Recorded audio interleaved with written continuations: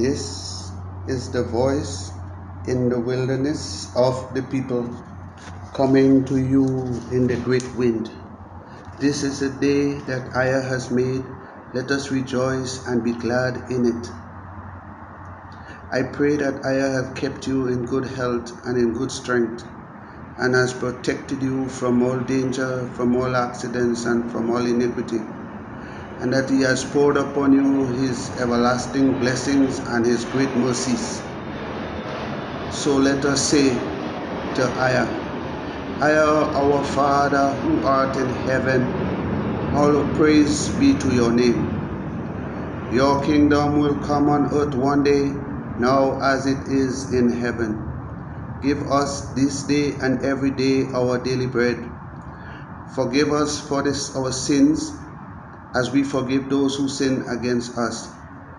Let us not be led into temptation, and deliver us from all evil. For yours is the power and the glory forever and ever.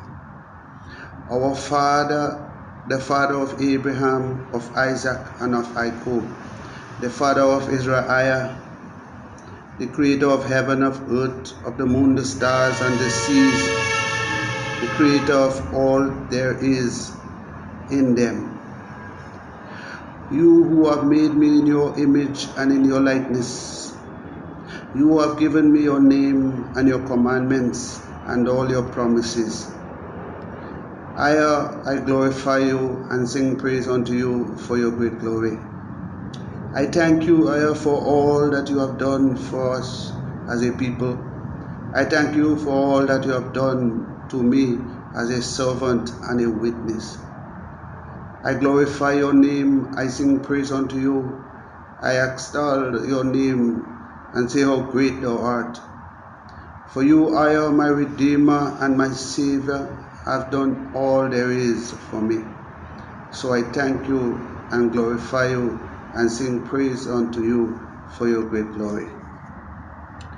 My dear brothers and sisters and listeners, today I will read out of the message that was sent unto us.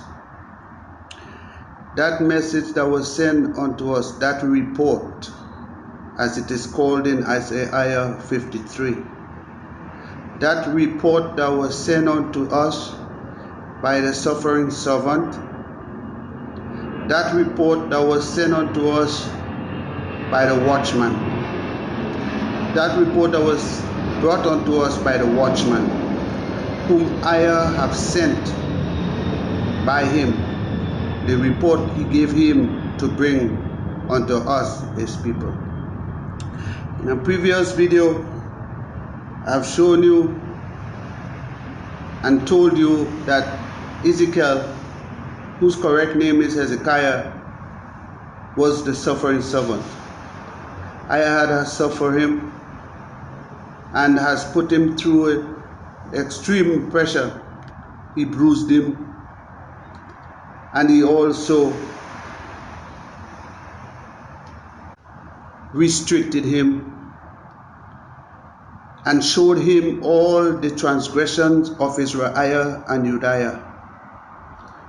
When EZER showed him all the transgressions, EZER was laying upon him our iniquity. He had to know all the wrong things that we was doing as a people before he came unto us and exposed our ancestors doing unto them. And while EZER sent him with that message and instruction and know-how to confront Israel and Judah about their evil ways, he also gave him the promise to bring unto them, to let them know what he will do for their children in their children's time. And today I will read from that portion of the message. that Isaiah was asking us in Isaiah 53. Do we believe the report? And the report was sent unto EZER-IAH and Judaiah. So today I will read the portion of that report that was speaking specifically to us, our time, we the children, we the seed. And I will make another part that will go into what our children may have to do. But today, I will read from the report that speaks to us. That part of the report, it begins in Ezekiel chapter 33. So I will read that report. I would like you to read that report with me. I want you to listen to the words that is in that report to us. Your whole life depends upon that report that I have sent to us. And that's why he mentioned 3 times, who will hear, let them hear, and who forbear, let them forbear. This report is a guideline to us. We must know it. It was sent to us so that we will know what is in that report. In that report that part of the report I will read to you today, I will show you who he have decided to be our shepherd. I will show you in the report that he sent unto us, that he asked us in Isaiah 53, do you who believe our report? In that report Isaiah sent to us, which is the whole of Ezekiel, the whole book of Ezekiel, that's the report he sent to us, EZER-IAH and Judaiah. I will show you what Isaiah is saying to you. So as from today, when you hear this portion of scripture, you will know what Isaiah is exactly saying to you. What did he send to us in his report? So my dear brothers and sisters, I would like you to get your book and you may read along with me from the exact word from our prophet, whom Isaiah sent to us with his report. And what we are interested in is what the report says. That's what we have to be interested in, what the report is saying to us as a people. So I will begin. So we now begin. And as we read these words, I want you to observe who I am sending his messages to. You may look at the whole book of Ezekiel and see who is he speaking to. In all this book, you will see that Isaiah was sending him to a special people. So when we read this book, we must know this book was not sent to the heathen. This book was sent to the children of EZER-IAH and Judaiah.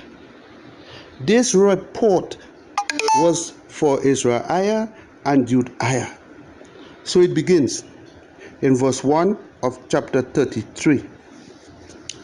Again, the word of Isaiah came unto me, which is Hezekiah or Ezekiel, saying, Son of man, speak to the children of the people. Whose people? His people, EZER-IAH and Judaiah. Say unto them, when I bring the sword upon a land, if the people of the land take a man of the coast and set him for the watchman, if when he see the sword come unto the land, he blow the trumpet and warn the people. He's saying here, if the people will choose a watchman, and when that watchman see the sword is coming unto the land, and he blow the trumpet and warn the people. Verse 4, then whosoever hear the sound of the trumpet and take not the warning, whosoever hear the sound of the trumpet and take not the warning, if the sword come and take him away, if that sword destroy that person who heard the trumpet and did not take the warning, his blood shall be upon his own head. That person will be responsible for the loss of life. That person will be responsible for the destruction. That person will be responsible for the death.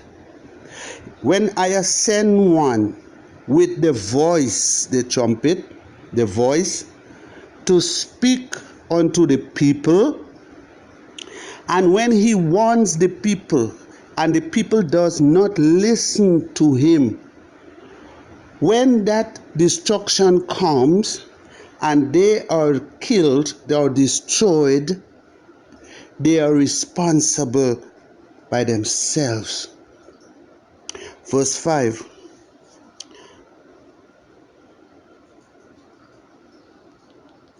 He heard the sound of the trumpet and took not the warning. His blood shall be upon him. He heard the trumpet, he heard the warning, he heard the voice speaking to him, telling him, but he didn't care. So now he dies. He that take warning shall deliver his soul. The one who hear it and did nothing about it, he will die. The one who hear it and take the warning, he will live. Verse 6.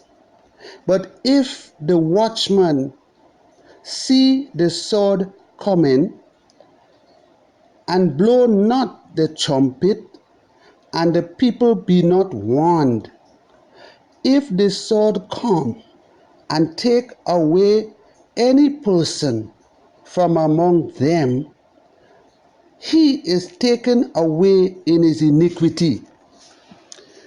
If the watchman saw the sword, got the message, and did not give it to the people, and then the sword came, the destruction, and destroyed the people, that man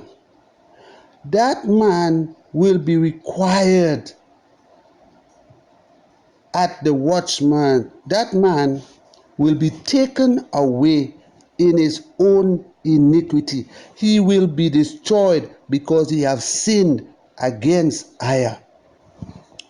But his blood will EZER-IAH require at the watchman's hand. That watchman will die because he did not warn the people. So if they heard the warning and they took it and do what they was told, they would live. If they hear the warning and ignored it, they will die. If the watchman did not warn them, he will die. But if he warned them, he will live.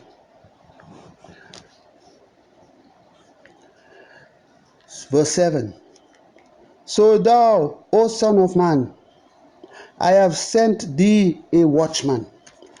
Thou, the Most High told you in the first, if the people choose that watchman and they disobey the watchman, they will die.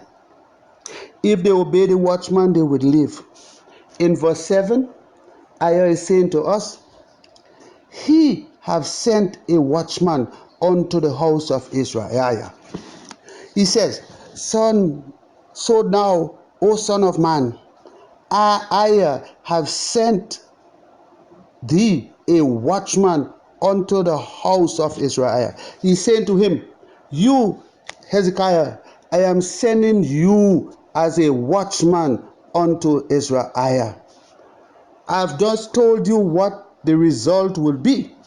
But now I'm telling you who I am sending. I'm sending you.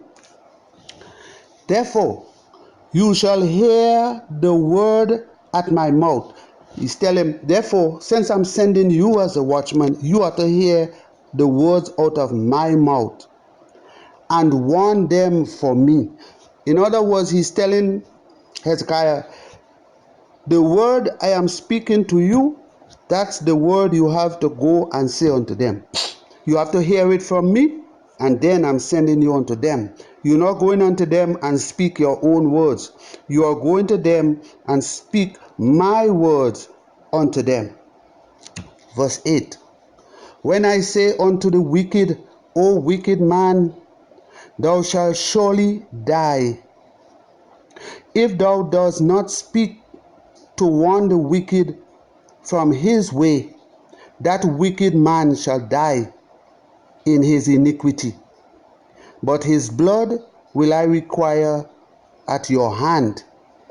He says, when I send you to warn these wicked people, if you do not warn them and they die in their wicked way, you also will die.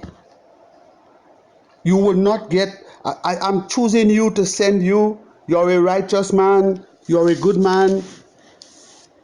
You are one of my servants. You are my shepherd. You are my watchman. I'm sending you because I have chosen you. I have chosen you.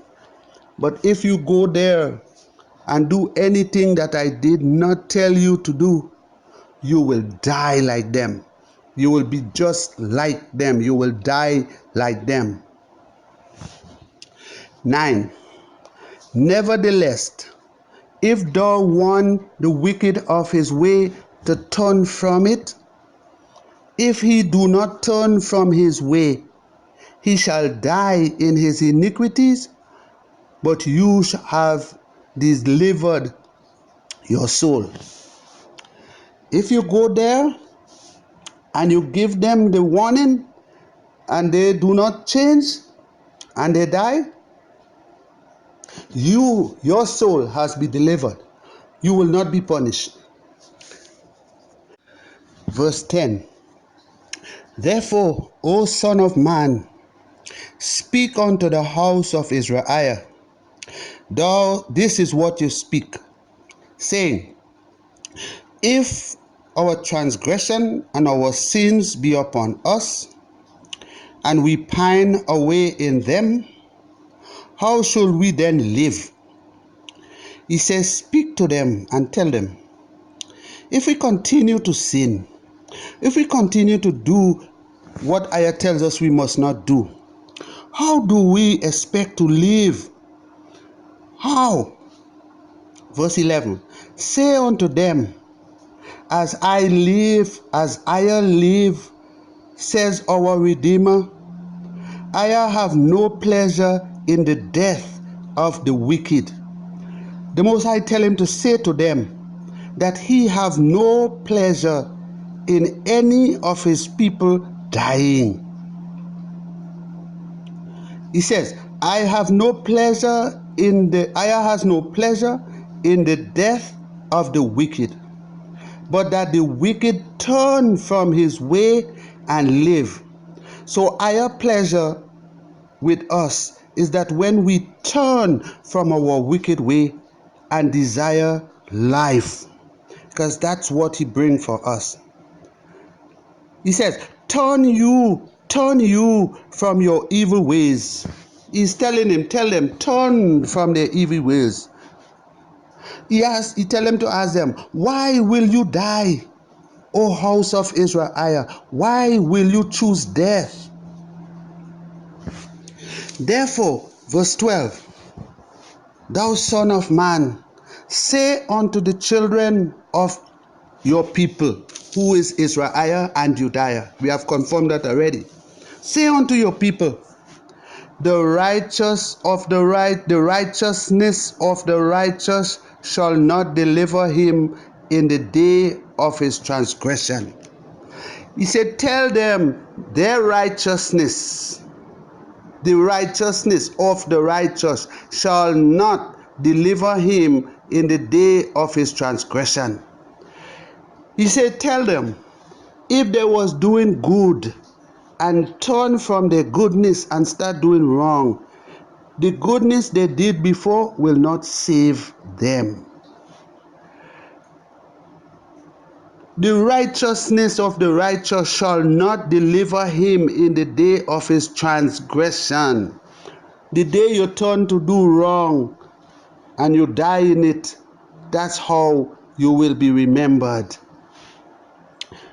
The goodness you did before will not be mentioned.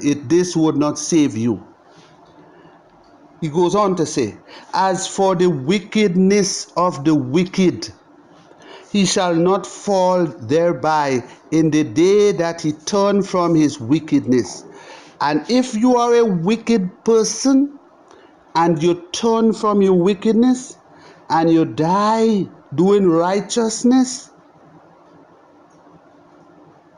you will live. Neither shall the righteous be able to live for his righteousness in the day that he sinned. The day you sin, you become a sinner. And the day a sinner turns from his sin and do right, he becomes righteous. So if you die in the state of righteousness, you shall live. And if you die in the state of sinning, you shall die. That's what the Most High is saying to him, Ezekiel, in our report, the report he sent to us. In the report that they ask you, Isaiah is asking you, do you believe it? And that's the same report that the Most High is saying to you, who hear, let them hear, and who forbear, let them forbear. That's the same report. 13. When I shall say to the righteous that he shall surely live, if he trusts to his own righteousness and commit iniquity, all his righteousness shall not be remembered. He's explaining to Ezekiel to make sure he deliver that message clear to us. He says here,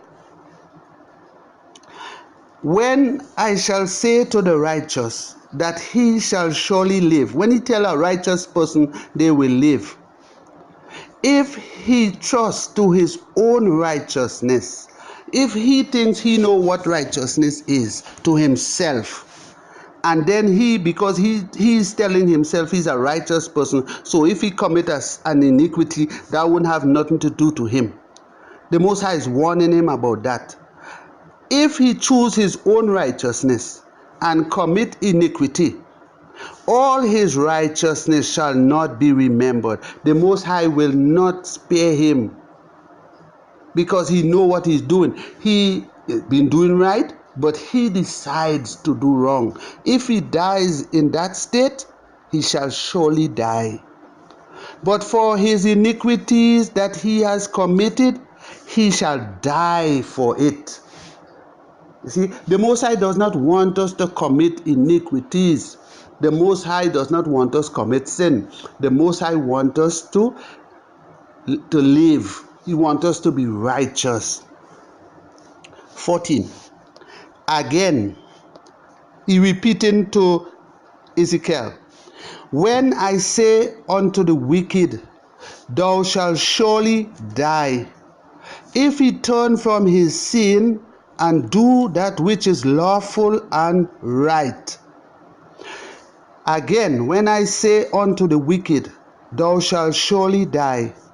If he, that wicked person, turn from his wickedness, if he turn from it, if he turn from his sin and do that which is lawful and right. 15. If the wicked restore the pledge, give again that he had robbed, walk in the statutes of life, follow the commandments, without committing iniquity, if he change and do not commit any sins anymore, he shall surely live. He shall not die. You see, there is a difference in the words die and surely die. Dying is in the flesh, and surely die is spiritual. There is a difference in the words, my brothers and sisters. That's why when Lucifer approached Eve, our first mother, he told her, you shall not surely die. Telling her, because he knew he was about to fool her and deceive her, he was telling her, you won't just drop down and dead. Because he knew what the words meant. But she died spiritually. Verse 16. None of his sins that he had committed shall be mentioned unto him. That wicked man who did a lot of wickedness, when he turned his ways and seek the Most High for forgiveness, if he die doing right, he shall not die. The Most High will not remember his sin that he has done. That which is lawful and right, he shall surely live, because that is the state that he died in. He died in the state of righteousness, not in sin. Verse 7. And my brothers, this is the reason why the Most High hasn't given us an appointed day of death. He hasn't told us when, as individuals, when we will die. He just gave us an average amount of years, but no one knows the day exactly. Because there will be people who will go and do all manner of wickedness and then change their ways. That's why the Most High haven't done that to us. But he have warned us of the consequences of dying in sin, so that we would live every day to be righteous. 17. Yet the children of thy people say, the way of IAH is not equal. But as for them, their way is not equal. The Most High telling Ezekiel to tell them, they are saying that their way is equal. But I'm telling you to tell them that their way is not equal. It continues in 18. When the righteous turn from his righteousness and commit iniquity, he shall even die thereby. Again, the Most High is telling you, if you're doing righteousness and you turn from it and start to do evil, you will die in it. You will die. 19. But if the wicked turn from his wickedness and do that which is lawful and right, he shall live thereby. If you turn from your wickedness and do good, you will live. If you turn from your good and do wrong, you will die. No JC gonna save you. Nobody gonna save you. No blood of anybody will save you. My dear brothers and sisters, I have like 2 other videos based on this topic. But my people does not seem to comprehend what it is saying to them. And that's why I am making a new series of video based on this topic. It continues, verse 20. Yet you say, the way of IAH is not equal. Who is saying that? EZER-IAH and EZER-IAH is saying that the way of the Most High is not equal. Why are they saying that? Every time they call on the name JC, every time they call on the blood Yeshua, they are saying that. Every time anyone from among our people who are doing those things, I was telling the Most High that His law, His way is not equal. He continues, on 20. O ye house of EZER-IAH, I will judge you every one after your ways. Who will judge us? He's telling us. Ayah is saying to us, He is the one that will judge us. He tell Hezekiah to tell them, He is the one that will judge us. Nobody else can judge us. No JC, no Yeshua, nobody else. No Allah ain't judging you. Ayah is the one that will judge you. Listen to the words he's saying here. In every instance, you will see I, and that I is supposed to be Ayah. That's where his name is supposed to be. Ayah will judge you, everyone after your own ways. Who judging you? Ayah. No, JC. Ayah is judging you. That's what he tell Ezekiel to tell us. That's our message. This is the report he sent to us. Read the report he sent to you, my dear brothers and sisters. Get off your high horses. Stop making up stuff for the Most High words that he speak in Isaiah 53. And read your report that Isaiah was asking you about. This is what Isaiah was asking you. He was asking you, do you believe it? Because all of you who gone after Yeshua or JC or some man or Lucifer or fallen angels or evil spirits, whatever you go after, you does not believe this report. When you read this report and you believe it, you will comprehend what Ayah is saying to you. Verse 21. And it come to pass in the 12th year of our captivity. Hezekiah is telling you he was in the captivity in Babylon. Here he is telling you where he was. He was in the captivity. As how we are in captivity today, that's how he was. In the 10th month, in the 5th day of the month, that one that had escaped out of Jerusalem came unto him, saying, the city is smitten. So another captive who came from Jerusalem meet with Hezekiah in Babylon and tell him that the city have been destroyed. Jerusalem have been destroyed. So Ezekiel never see the destruction of Jerusalem. He never see the destruction of the temple. He never see the destruction of his people that was behind. Someone told him that the city was destroyed. They was already taken out as captives. So what Ezekiel is telling you here that Ayah gave him, Ayah was telling him. He didn't see these things. Ayah was speaking to him. Verse 22. Now the hand of Ayah was upon him. He said me, so I say him. In the evening. And he that was escaped came, the one who escaped came, and had opened my mouth until he came to me in the morning, and my mouth was open, and I was no more dumb. Here, Hezekiah is telling you when his mouth was open. Remember in Isaiah 53, he said he's going to be like a sheep until the sheep shares, he is dumb. Here, he's telling you when the Most High opened his mouth. That spirit came, that angel came, spent the whole night with him, and in the morning, his mouth was opened. He was no more dumb. Verse 22, read it again, and read Isaiah 53, and read your report together.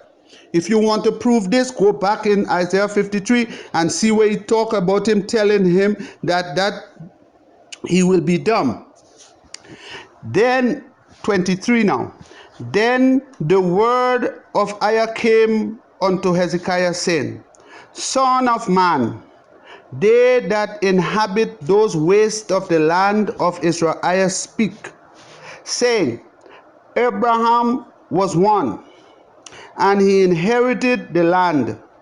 But we are many, and the land is given us for inheritance. That land, Ayah is making sure he tell him again, that land was given to you and your people as inheritance. Now, we know that they have taken it, somebody have destroyed it and take it over. But I want you to keep in your mind, this land was given to Abraham, your father, as an inheritance. Therefore, say unto them, thus says Ayah, you eat with the blood, and lift up your eyes towards your idols, and shed blood, and shall you possess the land? He says, say to them, you, EZER-IAH, you EZER-IAH, you eat with blood, you eat meat with blood in it. Something you must not do. Something I told you you must not do. I told you you must drain out the blood and cover it with the dirt.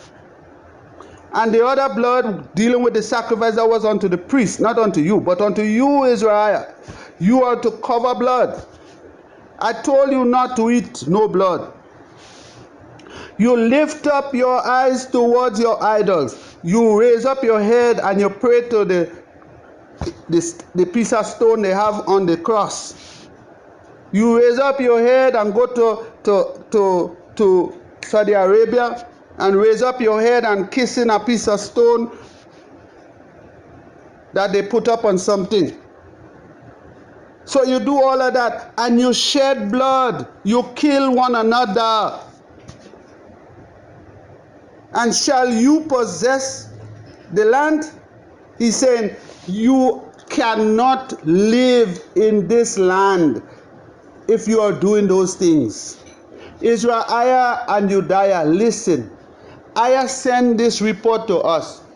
In the report, he's telling us that we cannot live in the land that he promised Abraham if we continue to live like this. If we continue to do these things that we're doing, we will not be able to live in the land.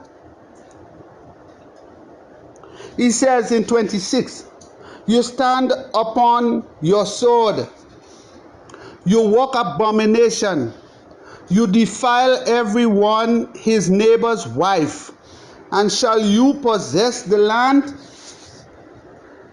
You want to kill everything you see. You hold on to your sword like they hold on to their gun. You want to go with every woman you see. You doesn't know whether she married or not. Woman don't want to know if the man is married or not. You want to live like this and expect to possess the land. He's telling Ezekiel to ask us, to ask EZER-IAH, to ask EZER-IAH, do you think you could do this and then possess the land? The land that kicked out your ancestors because of their wickedness, the land that he promised you. He kicked out Adam and Eve. He kicked out our nation about twice, 3 times. He's asking you now, do you think you're going to go and possess the land and living like this and doing these things? Say thou thus unto them, 27. Say unto them, says Ayah the Redeemer, as Ayah live, surely they that are in the waters shall fall by the sword, and him that is in the open field Ayah will give to the beasts to be devoured, and they that be in the forest, in the forts, and in the caves shall die of the pestilence. There is no way to hide. You in the water, in the sea, you're going to die. You in the field, you are going to die. You're hiding in the caves, you are going to die. Listen, EZER-IAH and EZER-IAH. Listen to the report your Redeemer have sent unto you. Listen to what he is telling you in the report he sent to you. Listen to the report. And don't let the heathen tell you that your report is about someone coming to die for you. This is your report. He is telling you what is going to happen to you. He is telling you what you should do. He is telling you what he will do to your enemies. He is telling you how you have to rebuild his temple. He is telling you how he's going to save you. He is telling you how he's going to raise you up. He is telling you how he's going to bring you back to be a nation. He is telling you who he will put over you as a shepherd. He is telling you, listen to your report.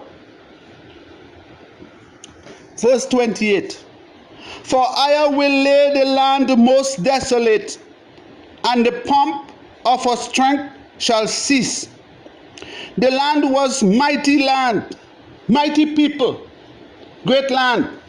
He's saying here, he's going to make it desolate, and all the strength in it will cease. My dear brothers and sisters, that's exactly as it is today.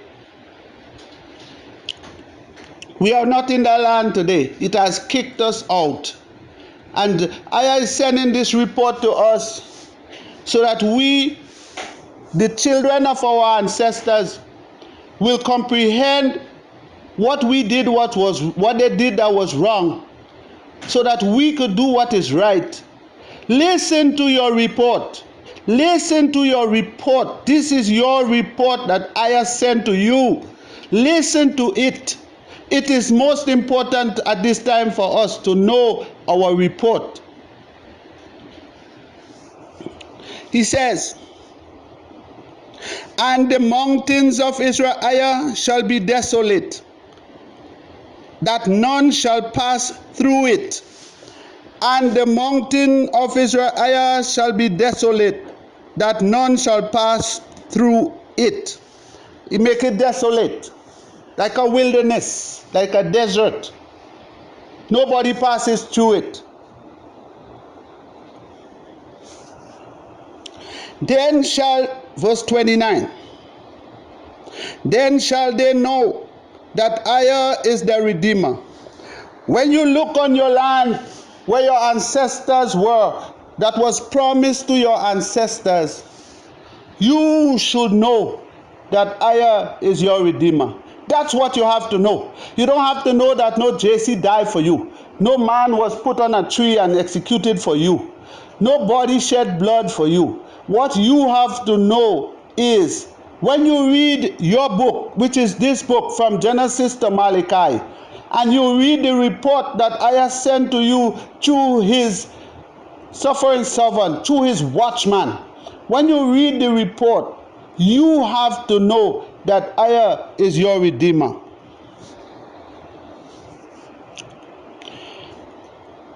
He says, when I have laid the land most desolate, because of all their abomination which they have committed.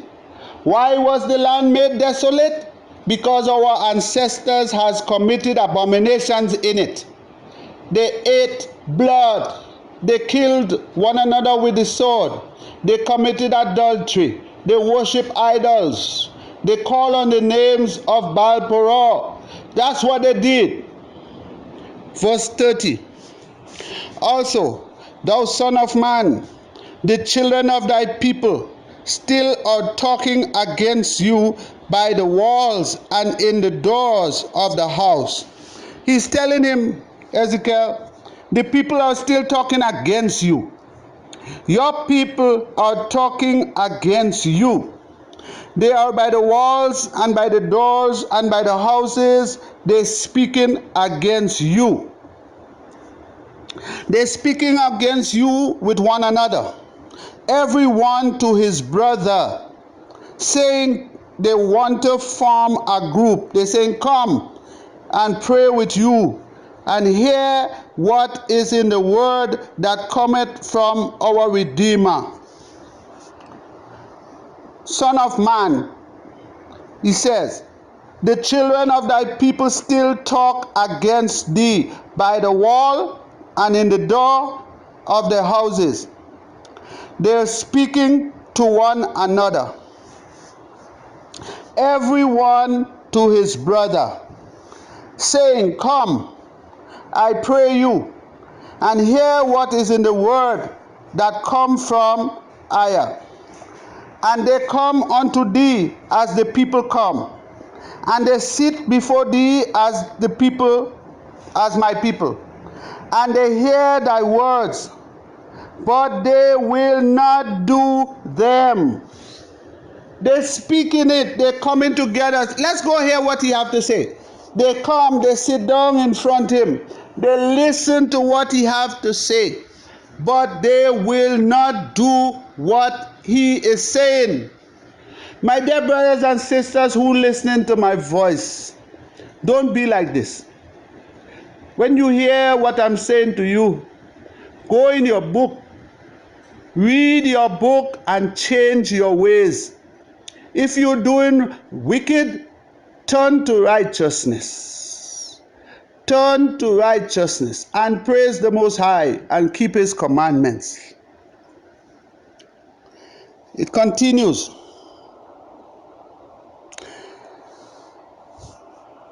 But they will not do them, for with their mouth they show much love, but their heart goes after covetousness. They covetous, they jealous, they envious, they wicked. They smile in your face, they wish you the best, but they will turn in your back and put a dagger to take what you have. They're full of hatred. This is our people. And I is sending this message to us. We need to change these ways. He says, and lo, thou art unto them as a very lovely song of one that has a pleasant voice. All they want to know is, oh, he sounds good. But they're not listening to what he is saying. And can play well on an instrument. For they hear thy words, but they do them not. Our people are so foolish. They want to hear you speak the best English in the world. They want to hear you speak like you was born in England. They are not paying attention to the words that you are saying. My dear people, pay attention to the words that I'm speaking to you and go in the book and learn them and do what I say you must do. Verse 33, and when this come to pass, lo, it will come. And when this come to pass, lo, for sure, he said, for sure it will come. Then shall they know that a prophet has been among them. When it come to pass, when the trials and the tribulation reach upon them, that's when they will know that there was a prophet speaking to them. Before that, they will not know, because they would not listen. They would not pay attention to what you're saying. They would not give ear to your words that you're speaking after the prophets and after your Redeemer. They does not care. But when the troubles come upon them, then they will hear. My dear brothers and sisters, when the troubles come upon them, you are not to mourn for them. You are not to cry for them. You are not to sorry for them. You are not to feel anyone's pain. For we all have ears. We all can read and see and hear. And if they forbear, they forbear. And if they hear, they hear. Chapter 34. And the word of EZER-IAH came unto Hezekiah, saying, Son of man, prophesy against the shepherds of EZER-IAH. Here he is telling him to prophesy against our elders, against those who are supposed to be teaching the nation. Prophesy against them. And say unto them, Thus says EZER-IAH your Redeemer unto the shepherds, Woe be to the shepherds of EZER-IAH that feed themselves. Should not the shepherd feed the flock? He said, woe unto the shepherds among the children of EZER-IAH. Those shepherds that are among us today are the same way. They feed themselves. They do not feed the flock. Repeat, the shepherds who call themselves shepherds among us do not feed us. They feed themselves. They teach lies. They teach lies. They are a whole set of whoremongers and molesters and pedophiles. They worship Lucifer. I repeat, they worship Lucifer. They do not prophesy for IAH. They are not the servants and witnesses of IAH. They are the servants and witnesses of Jesse, Yeshua, Jehovah, Yahweh, Yah, Allah, all the GODs of the nations. That's who they prophesy for. They are the witnesses. They have turned from IAH. So now let us see what IAH is saying about them. It continues. Woe be to the shepherds of EZER-IAH that do feed themselves. Should not the shepherds feed the flock? Yea, you eat the fat. You clothe you with the wool. You kill them that are fed, but you feed not the flock. They want to wear the best clothing.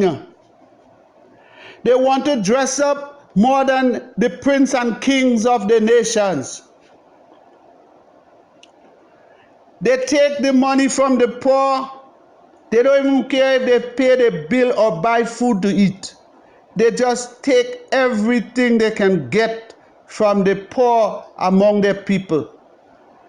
These are the shepherds he's talking about, your pastors and your priests. Verse 4.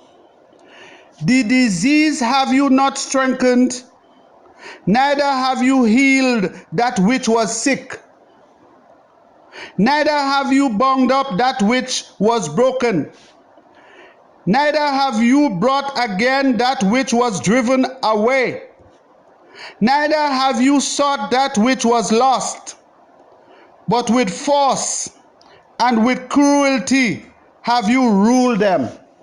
With force and with cruelty have they ruled over us.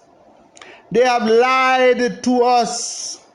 They have joined up with the heathen and kept us in submission. They have joined with the heathen to destroy us, their own people. My dear brothers and sisters, listen to what IAH is saying to you in the report he asked you in Isaiah 53. Do you believe it? That's your report. This is your watchman he sent, your suffering servant. This is him, Ezekiel. This is Hezekiah. This is your watchman he sent unto you to tell you. And they were scattered. Let us verse 5. And they were scattered because there is no shepherd. And they became meat to all the beasts of the field when they were scattered. We were scattered because those that were supposed to teach us lied to us. Those that were supposed to teach us false doctrine. And we became prey to all the beasts of the field. Who is the beast of the field? all the hidden nations. They are the beasts of the field. We became prey to all the beasts of the field. Verse 6. My sheep wandered through all the mountains and upon every high hill. Yea, my flock was scattered upon all the face of the earth. My brothers and sisters, we were scattered upon all the face of the earth. All the beasts of the earth have taken us as slaves. All the beasts of the field have ruled over us. All the beasts of the field has even taken over our land, the land that I have promised us as a people. The beasts have colonized all the places where we have fled. The beasts of the field, they are the heathens, your enemies. And none searched to seek after us. When they scattered us, there was no one to look for us. Up to this day, no one came searching for us. No one was left to find out what's happening to us. No one came to seek us. Verse 7. Therefore, you shepherds, hear the word of EZER-IAH. So now he's saying to the shepherds, you better hear the word from EZER's mouth. You who have continued to destroy EZER's people, you who continue to teach them idol worship, you who continue to teach them satanic worship, you who continue to lead them astray behind JC and Yahshua and Yah and Yahweh and Allah, you who continue to destroy EZER's people, listen to what he have to say about you. As EZER live, says our Redeemer, as our Redeemer live, he says this, he said, as he live, surely because my flock became a prey, and my flock became meat to every beast of the field, because his flock became a prey, because his flock has become meat to every beast of the field, because there was no shepherd, neither did my shepherds search for my flock. There is no shepherd in your churches searching for you to bring you back to EZER. They are leading you down to JC. They are leading you directly to the bright and morning star. They are leading you to Lucifer. But the shepherds feed themselves and feed not EZER's flock. They are not feeding you the word of EZER. They are not bringing you to salvation. They are leading you astray. They are feeding themselves of you. That's why they can dress the best way. That's why they could have the best airplane. That's why they could have the biggest mansion, while you can't even pay your rent, while you can't even buy your medication, while you don't even have food in your refrigerator. They are feeding themselves of you. He says, therefore, O shepherds, hear the word of EZER. That's 9. Thus says EZER, the Redeemer, behold, I am against you, shepherds. EZER is against them. EZER is telling you in his report, he is against them. And I will require my flock at your hands. You hear what he said when we begin? If when I send the watchman and he does not blow the trumpet, then the blood will be at your hands. These here who claiming themselves to be shepherds, Aya doesn't even know them. They does not even speak the word of Aya unto you. They does not read what Aya tells them what they are supposed to do to be shepherds. That alone should let you know that Aya have not sent them, my brothers and sisters, and cause them to cease from feeding the flock. Aya say he will cause them to cease. Aya does not want them to seek you out for him. Listen to what he's sending to you in his report. Read his report, the whole book of Ezekiel. Read his report. Read the report that was sent to you, Israel.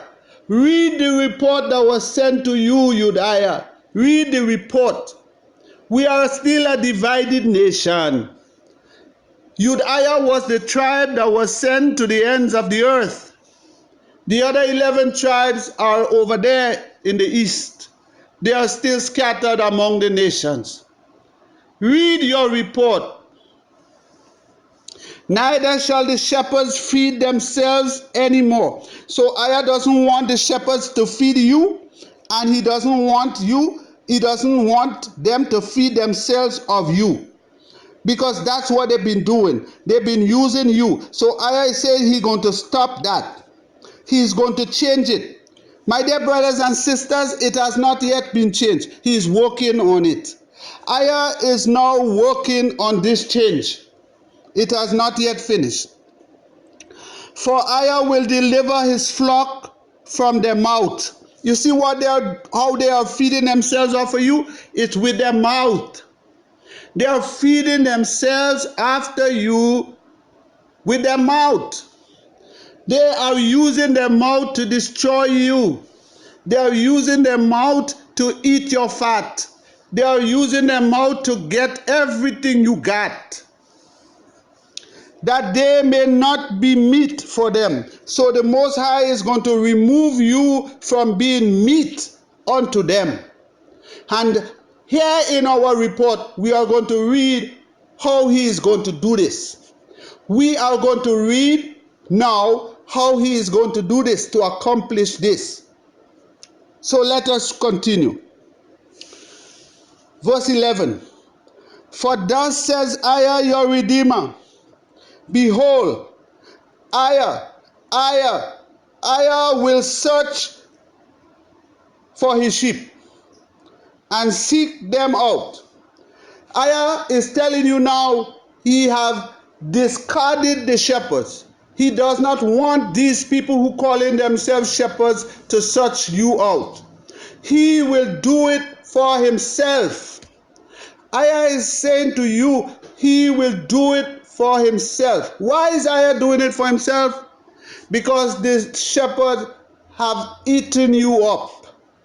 They have led you astray. They have not taught you the truth. All they are interested in is to get your resources. So now Aya is going to search you out for himself.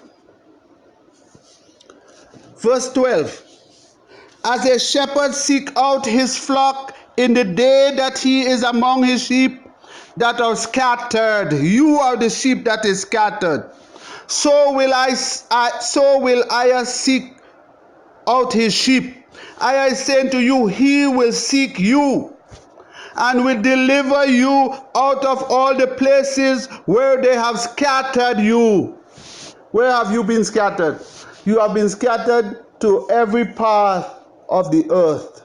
And here Aya is saying to you, he does not need no shepherd to send to you to find you. He is going to gather you himself. How is he going to gather you himself? He's going to gather you himself with his word that the shepherd was supposed to speak to you and they did not speak it to you. Now he is going to send this word to you. Hear what he's saying to you. And I will deliver them out of all the places where they have been scattered in the cloud and dark day. In this day, in this condition that we are living in this world today, We are living under a dark day. A day when any minute nuclear war could begin. In a time when every nation is against one another. In a time when our people are killing one another more than ever. In a time when our daughters are having abortions more than any other time.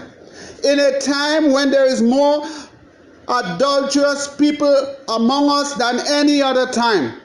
A time when our people are worshiping idols more than any other time. This is the dark day. This is the report that was sent to us about that day. And this is the day. And that's why I is saying, I will search them out for myself. Listen to the word that I is saying to you. He's searching you out for himself.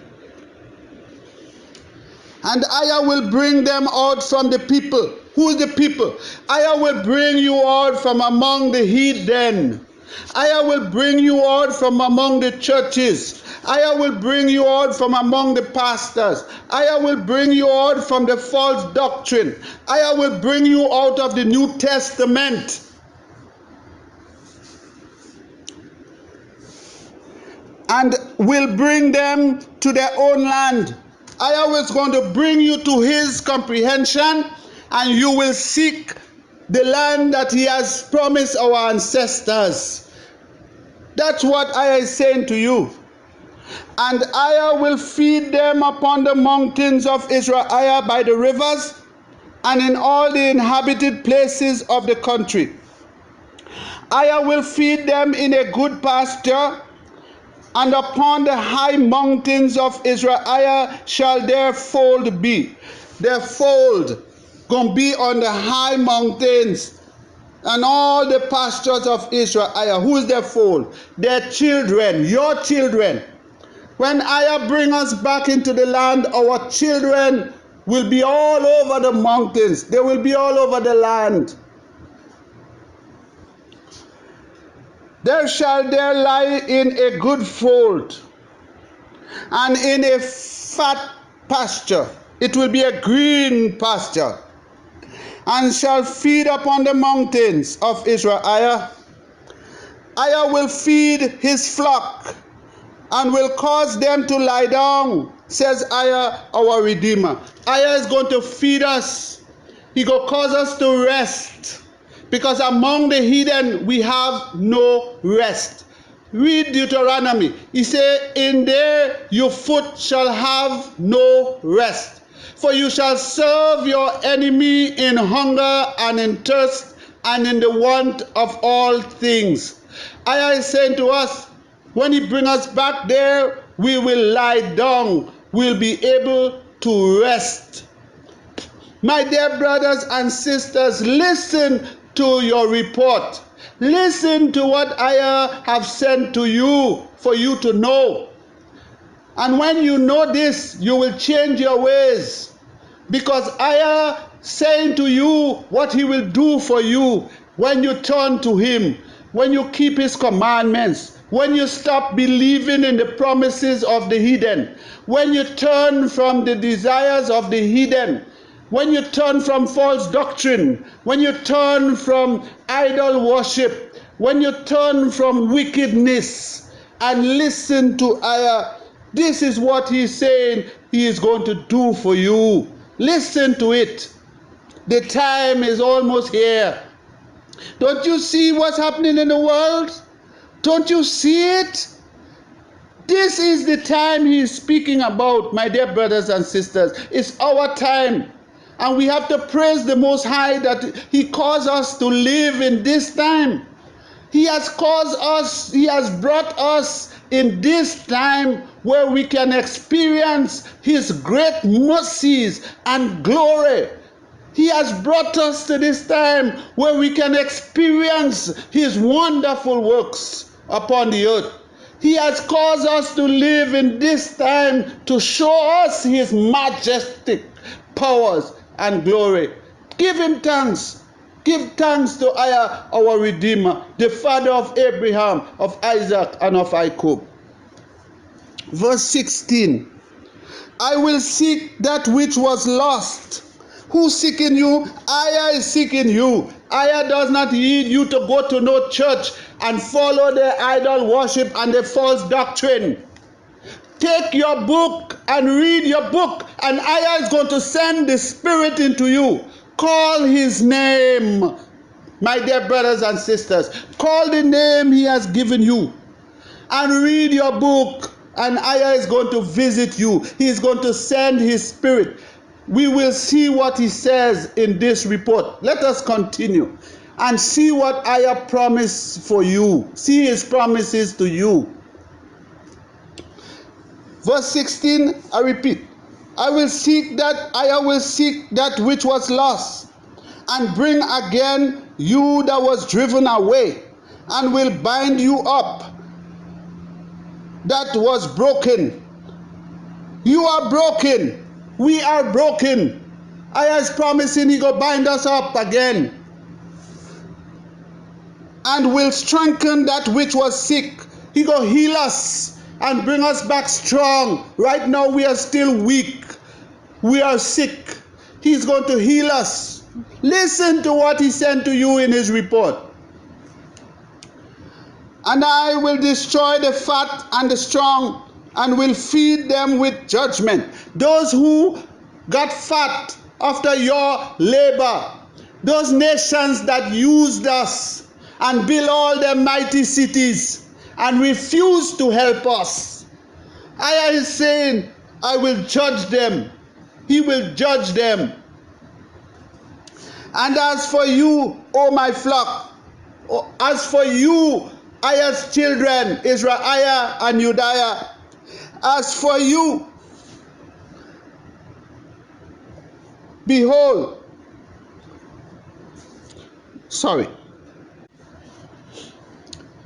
verse 17 of chapter 34.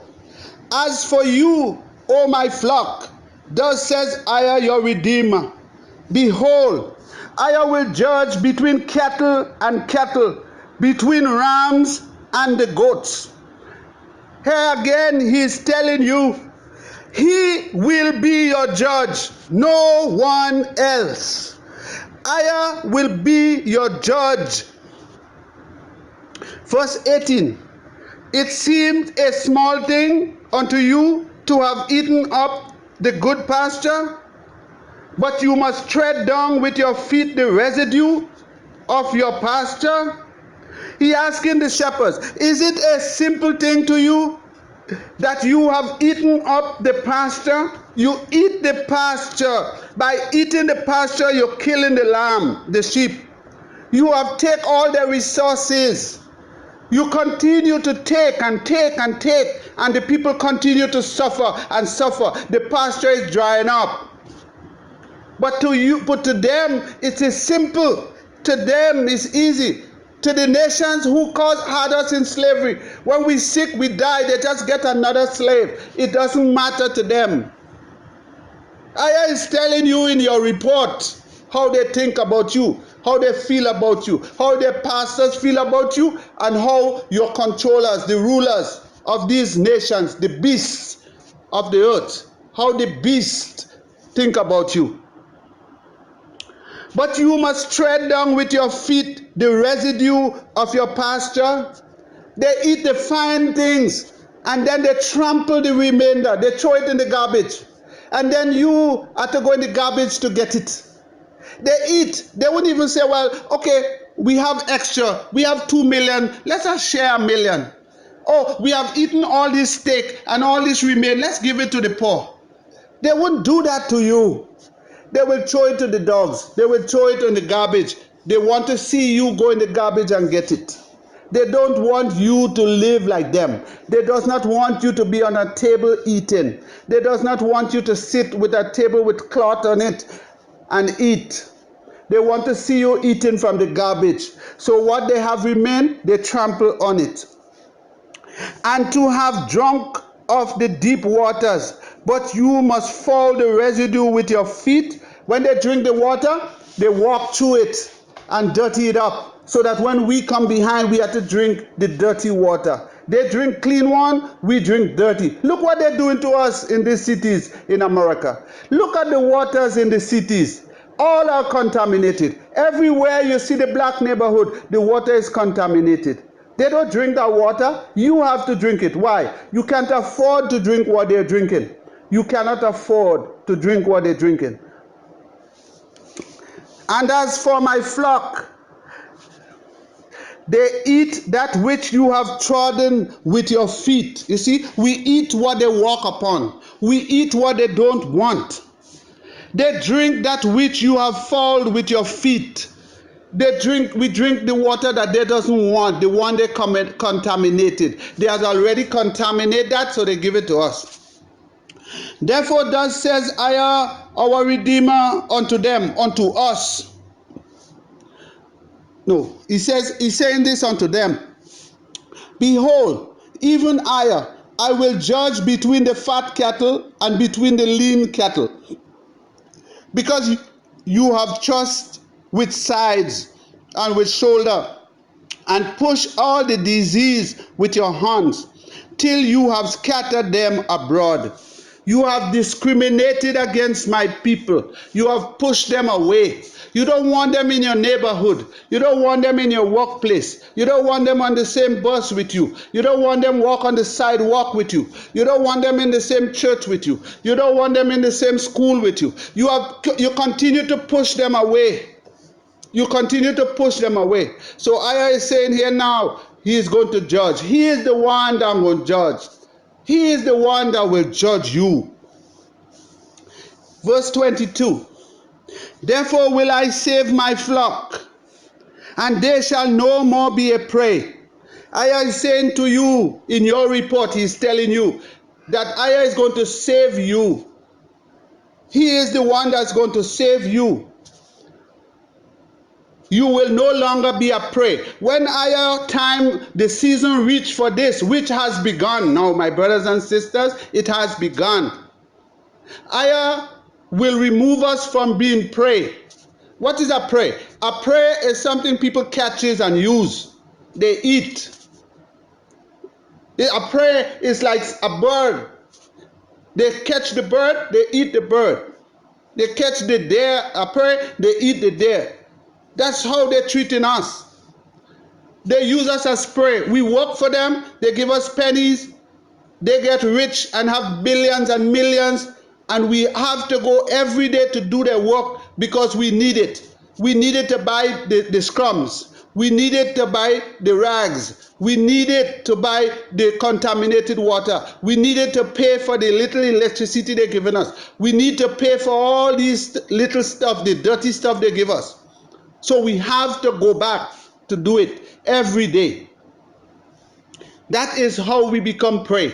And EZER is saying that he's going to remove us. Like those that go to the church, they become prey. They bring their money, they're paying tithes to the bishop. Bishop buy him plane. He dressed more than anybody in Hollywood. He worship Lucifer. Pray them to idols in their face. Teach them to pray to idols. Make noise and talk to idols and demons. And they fall for it. And EZER is saying here he's going to stop this from happening. And EZER will judge between cattle and cattle. And EZER will set up one shepherd over them. Right now, how much shepherds do we have over us? Over our people. They have Jehovah in one corner. They have Allah in one corner. They have JC in another corner. They have Buddha in another corner. They have so much, I can't mention all of them. They have all of them all over the place. They have Yahweh in another corner. Here the Most High is saying he's going to set up one shepherd. They have Muhammad. But he is saying here he is going to set up one shepherd over his flock. One shepherd. And he shall feed them. That shepherd, when he set up that shepherd over us, that shepherd is going to teach us. That shepherd is going to feed us. Even my servant David, he shall feed them. So David is the one that will be that shepherd. Not no David's son, not no somebody from line of David. David will be the shepherd. He's telling you, and he shall feed them. He's setting up one shepherd, David. And David will be the one shepherd he set up over them. This is what's in your report. You cannot go and believe something else, my dear brothers and sisters. You cannot go to something else that somebody writes. You don't even know who write it, when they write it, the New Testament. You don't know when they write it, who write it, why they write it. You can't, everything in the New Testament, they tell you, it depends on the Old Testament. So they are telling you exactly what they have done. They have taken parts from your testament and make up their testament. Why, if the New Testament was from the Most High, why does it have to reference the Old Testament? Why? It wouldn't have no reason to reference the Old Testament. It would be independent. It would be on its own. It would be able to stand on its own. But it cannot. That's why it have reference to the Old Testament. And even when you go to the references, it does not match up to what Ayah is given to you in his testament. It does not match up. As this one here I'm reading to you. I'm reading to you from the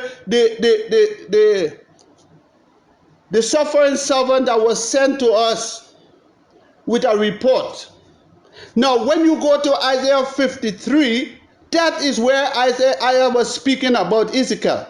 But when you go there and you go to these false doctrines, these pastors and preachers and Kohims and all how they call them, what do they tell you this is? They tell you this is speaking of Jesse. My dear brothers and sisters, this is not speaking of Jesse. This is speaking of Ezekiel. Ezekiel was the suffering servant. Read the whole book of Ezekiel. Read Isaiah 53 first, and then read the book of Ezekiel. You will see everything that he spoke in Isaiah 53. That's what he did to Ezekiel. He made him, he suffered him. He restricted him. He made him dumb. He shaved him. He put him on a strict diet. Everything. That's your suffering servant. That's your watchman that Ayah sent to us. This is him. And he is telling you that what Ayah sent him to tell you. And here he's telling you that Ayah says he's going to set up one shepherd over us. That servant, that shepherd that he will set up over us is called David. And that shepherd will feed us. And he shall be our shepherd. No JC there, no Yeshua here. David. Verse 24. And Ayah your redeemer will be your redeemer. Ayah is our redeemer and savior. And his servant David, a prince among us. So Ayah is the king and David is the prince. Ayah is telling you who is setting up. Who he is setting up to be our shepherd on the earth. Our shepherd could be David. Our redeemer is Ayah. Our savior is Ayah. And it cannot change. It is forever. I am not sending nobody to be a savior to us. He's sending someone to be a shepherd. That's what he tells us in his book. And Ayah your redeemer will be your redeemer, and David a prince among you. Ayah have spoken it. Look at it right here in your book. Ayah have spoken it. That's verse 24 in chapter 34 of the book of Ezekiel. This is our report. In our report, this is what Ayah is saying to us. Verse 25. And Ayah is telling you what he's going to do. He's going to send David. David is going to be our shepherd. Not no Jesse, not no Yeshua. David will be our shepherd. And he's telling you what he will do. And Ayah will make with them a covenant of peace. Are you in peace now? No, we are not experiencing peace. So this covenant is not yet made. But in Isaiah 53, they're telling you it was JC and he gonna die, and that was the new covenant. My dear brothers and sisters, that's a lie. That's false doctrine. And our Redeemer does not want us to go after false doctrine anymore. The time has come to change. Let us change. So he says, and I will make with them a covenant of peace, and will cause the evil beast to cease out of the land. Which land? The land he has promised us. There is a beast in that land today. There is an evil beast in that land. Remember he said they scatter us to all the beasts of the earth? Well, there is a beast in our land. And Ayah is saying he is going to cause that beast in our land to cease. He is going to remove that beast that is in our land. And they shall dwell safely in the wilderness and sleep in the woods. When he brings us back, we're going to deal there safely. And Ayah will make them the place round about his hill a blessing. Ayah is going to bless the whole land. When he removed the beast from there, he had to sanctify the land again. He had to bless it. And will cause the shower to come down in his season. All they're talking about is desert and desert. The Most High is going to bring it back as green as any hill you see. He is going to bring it back green and flourishing again. He's going to cause the rain to come down on it. There shall be showers of blessing. You hear that? Showers of blessing. And the tree of the field shall yield her fruits. Trees will grow back. Fruits will be produced into that land again. And the earth shall yield her increase. And they shall be safe in the land. Do you see the new covenant? The new covenant? Do you see the new covenant he will make with us? Now nobody dying for us. This is our report. He's telling you in the report what is the new covenant. The new covenant is this, what he's saying he will do. He's going to bring us back into the land. He's going to bless the land. He's going to send showers on us, showers of blessing. Fruit trees will grow. No more famine over there. No more hunger. No desert. And they shall know that Ayah is their Redeemer. When we see those things, we will know. The rest of the world will know who is our Redeemer. Right now they wouldn't know, but they will know. When Ayah have broken the bands of the yoke, when Ayah break all the bands of our yoke, this connection that we have with these heathens, when he break it, when we break this false doctrine that we have carrying, when he break this JC and Yeshua and Jehovah and Allah, when he break it from us and deliver them out of the hand of those that serve themselves of them. Right now, the pastors serving themselves of us, the businessmen serving themselves of us, the doctors serving themselves of us, the teachers serving themselves of us, the government serving themselves of us, the jailer serving themselves of us. Everyone is serving themselves of us. They're using us to get their wealth. In whatever form you could imagine, they are using us. And Ayah is saying here, he's going to change that. Verse 28. And they shall no more be a prey to the heathen. We will no more be a prey to the heathen. They would not be able to use us anymore. Neither shall the beasts of the land devour them. No beast go devour us. Nobody go make us afraid. Nobody go devour us. But they shall dwell safely. We shall dwell safely away from them. And none shall make them afraid. You see, we will be away from them. They wouldn't be able to make us afraid. Verse 29. And Ayah will raise up for them a plant of renown. Here Ayah is promising us a new tree, a plant. I will raise up for them a plant of renown. And that's not nobody. That's not a human being. That's a plant, a tree. It says, and they shall be no more consumed with hunger in the land. When we get this plant, we will no more hungry. We will not be hungry. It's either the word of Aya or our actual plant that we're going to eat. Aya is saying to us, we can't eat no human. We can't eat no man. Here he's saying we have to eat this thing. And we will no more be hungry in the land, neither bear the shame of the heathen anymore. We wouldn't have to bear the shame of the heathen anymore. Always talking about, oh, they want everything. Oh, they need this, they need that, and looking down upon us. We wouldn't have that anymore. Verse 30. Thus shall they know that Aya is the Redeemer. We have to know that Aya is our Redeemer. We have to know that Aya is our Redeemer and our Savior. And He is with us.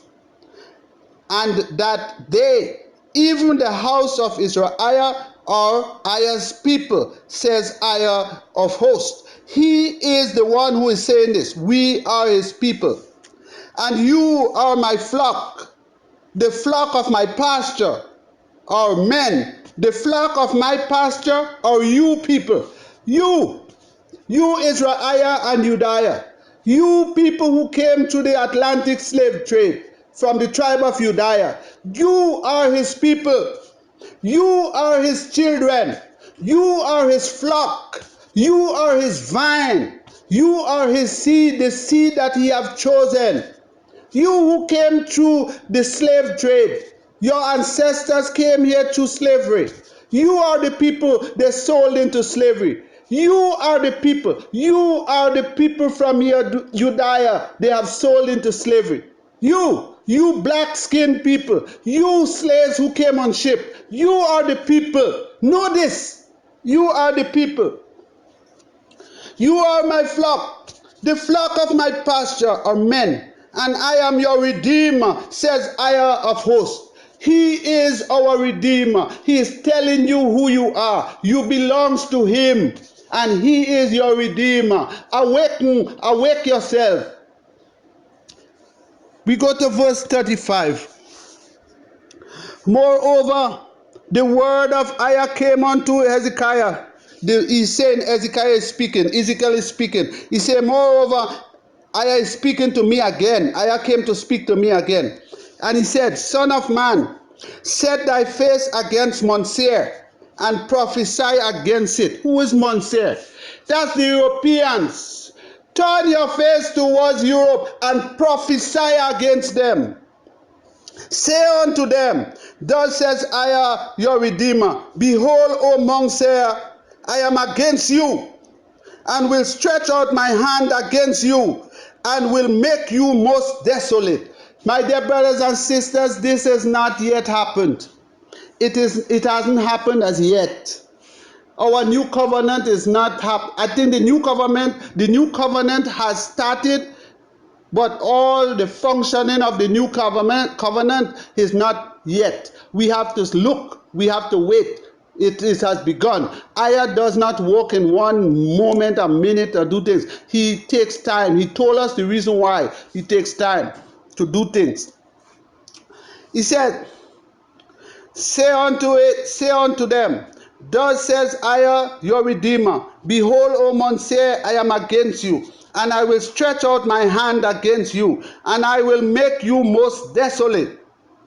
Verse 4, I will lay your cities waste, and you shall be desolate, and you shall know that Aya is the Redeemer. He said, I'm going to destroy you. I'm going to destroy your cities. Maybe that's when you will know that Aya is the Redeemer of Israel. Because thou hast a perpetual hatred. He's telling you here. He told you in the first book, he has put enmity between their seed and you. Here he is telling you, because they have had a perpetual hatred. Their hatred for us will not cease. Their hatred for us will not end. It's perpetual, and has shed the blood of the children of Israel. They have continued until this day to shed our blood. Don't you see it in the street? Don't you see it here in America, in Europe? Don't you see it all over the world? They continue to shed our blood. Just like their father Cain shed the blood of Abel. They continue to. The children of Israel, by the force of the sword in the time of their calamity, in the time that their iniquity has ended. Therefore, as I live, says our Redeemer, I will prepare thee unto blood. I have done past sentence on these people, my dear brothers and sisters. Their sentence is already passed. Blood is the end. They will die by the sword. The very sword they use on us, they will use it on themselves, and they will die. And blood shall pursue thee, since thou hast hated blood. Since thou hast not hated blood. Since you love blood, and you destroy my people, you shed their blood, so you love blood, I'm going to give you blood. I'm going to give you your own blood. And that is what has begun. Don't you see how they're killing their own selves? They had hundreds of years preparing for us to revolt. They have prepared years and hundreds of years for us to act up so they could shoot us down. They have put their instrument in every city, in every place, ready for us when we revolt, to destroy us when we revolt. Don't you see who the weapons are being turned on? It's turned on them. My dear brothers and sisters, this is the work of the Most High. This is his words being fulfilled right before our eyes. Even blood shall pursue you. Thus will I make Mount Seir most desolate. That's how we gonna make them desolate. They're gonna fight among themselves. We see what's happening in our cities. They're killing one another. But just now it go be the nations against one another. It just begin with the people. Then it will go on to the nation killing one another. And cut off from it him that passed out and him that returneth. All of them will die. Ai will fill his mountains with his slain men. Ai is going to fill his mountains with his slain men. Whose mountain? Their mountain, the Mount of Seir. All of them will die in it. In thy hills and in thy valleys and in all thy rivers shall they fall that are slain with the sword. They will kill one another. My dear brothers and sisters, open your eyes and see. Are they making nuclear weapons to fight against us? Do we have nuclear weapons? Do we have a nation? Do we have an army? Do we have soldiers? They are not making it to fight against us. They are making it to use on their own brothers and their own sisters. They are using it to fight with one another. Ai is telling you in our report what they will do. Ai is telling you what he will cause them to do. They have to make those weapons. They must make them. Ai has spoken it, and they will have to use it on one another. The whole of Europe, they will have to use it on one another. Verse 9. I will make thee a perpetual desolation. Nobody will be able to go to Europe. Nobody will be able to live there. Why? It will be contaminated with nuclear radiation. No one will want to go to Europe. No one will be able to live there, because it will be contaminated. After they shed their own blood, their lands will be contaminated. Ai is telling us in our report. He is telling us why we should be out from among them. He is telling us what will happen to them. He is telling us, listen to your report that I have sent to you, my dear brothers and sisters. And their cities shall not return. Nobody going back there. Nobody is rebuilding their cities. Nobody will be able to rebuild their cities. Who will rebuild their cities after nuclear war? Who? Nobody is going there. And you shall know that I is your Redeemer. When you see those things, you want to wait until you see it to know that I is your Redeemer? Well, I is telling you here, and now you could see how they are preparing. You could see, show me the nuclear powers of this world. Show me any black nation that is a nuclear power. Show me any Hebrew, Israelite have any nation where they control and they have nuclear weapons. You don't see that, my dear brothers and sisters. Aya is telling you, read your report, please. Read your report and don't be ignorant. Verse 10, because you have said, these two nations, these two countries shall be mine. Who is the two countries they're claiming to be theirs? EZER-IAH and Judea. They have taken over the whole land. They claim it to be theirs. Not that what they do. That's why you're here and we don't have a homeland. They have taken our homeland to be theirs. He's telling you in your report. Listen to your report. Read your report. And they possess it. Whereas Aya was there. Where Aya was? Aya was in the land in Jerusalem. Aya had his temple in Jerusalem. That's where he was. He is telling you which land the heathen has taken to be theirs. That's supposed to be yours. He is telling you. Therefore, as Aya live, says Aya your Redeemer, Aya will do according to thine anger, and according to thine envy, which thou hast used out of thy hatred against them. Because of their envy and their hatred, they have taken our land. Because of the envy and the hatred, they have invaded our temple. That's why they destroy Jerusalem. That's why we was put scattered all over the ends of the earth.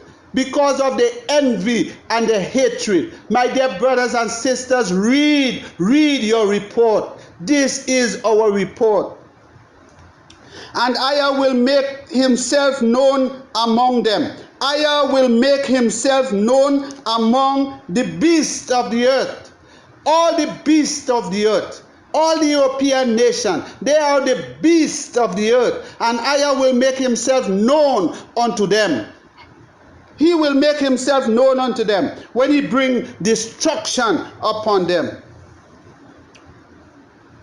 When Aya have judged them. You see, he gonna make himself known unto them when he judge them. My dear brothers and sisters, this judgment is not yet taken place. It has just begun. This judgment that Aya speak of in his report to us has just begun. Sit back, call on the name of Aya, keep his commandment, praise him daily, and watch the destruction of your enemies. Verse 12, and thou shalt know that I am your Redeemer, and that he have heard all of their blasphemies, which they have spoken against the mountain of Israel. He have heard all the bad things they have said about us. Look, our president say we are from shithole countries. They call us beast. They say we were not human. They say we were unable to feel pain. We are incapable of learning. Listen, my dear brothers, read your report. Read your report that I have sent to you. Read your report. They are laid desolate. They are given us to consume. They are saying that we was made to be slaves. We was made to be consumed. That's what they're saying. That's what they said. And Aya heard everything that they have said. Aya is telling you here in your report that he have known everything that they have said. Thus with your mouth you have boasted against Aya, and have multiplied your words against Aya. Aya have heard them. Aya say he heard all their boast. He have heard all the exaltation, that how they have multiplied their words against him.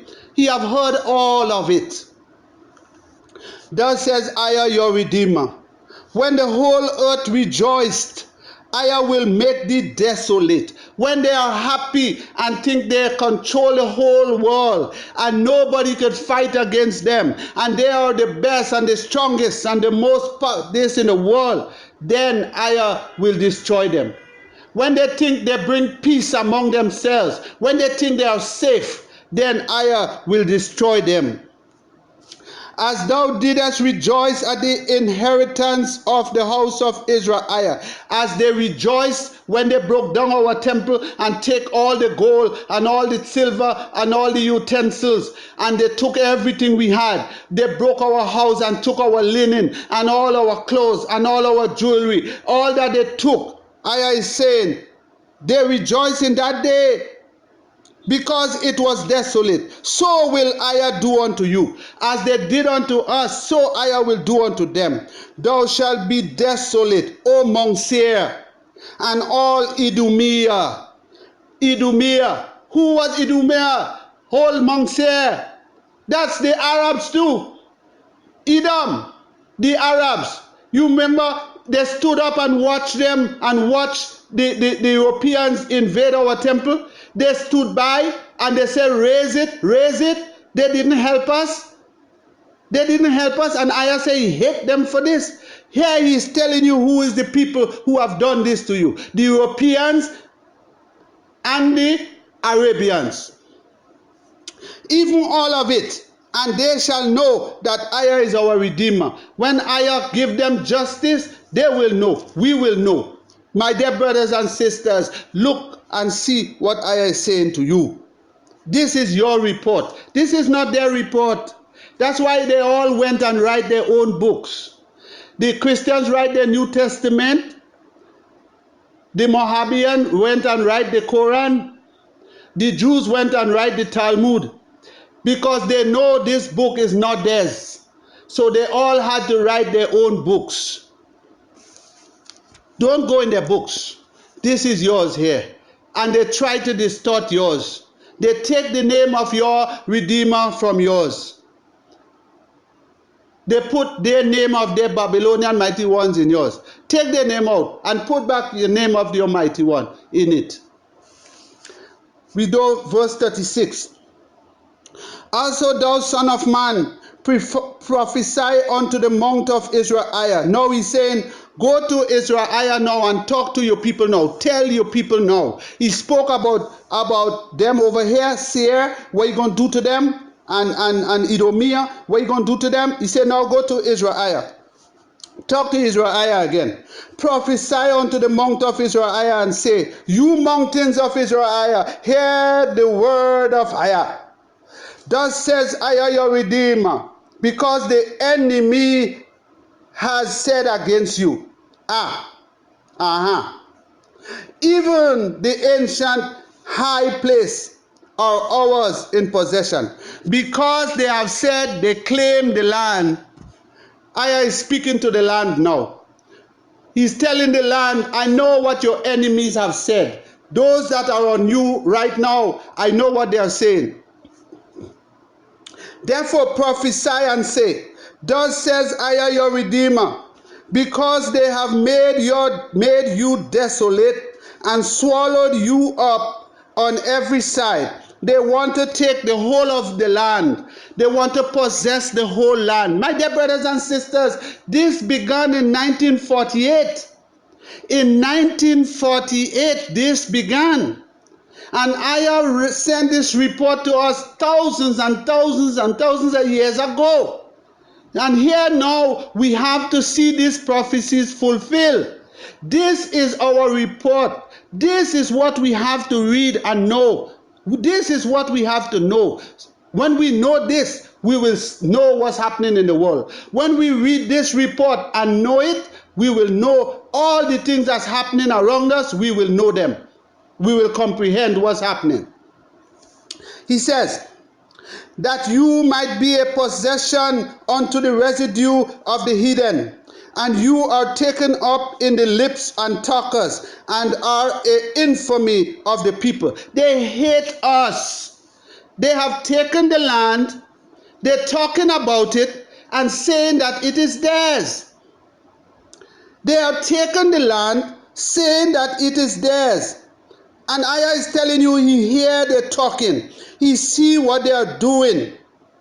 And they hate us. They have made us their enemies. So by making us their enemies and doing what they did to us with the false doctrine, the New Testament, we will never know who the land, where our land is. We will never know that we belong to that land and that land was promised to us by the Most High. We will never know that.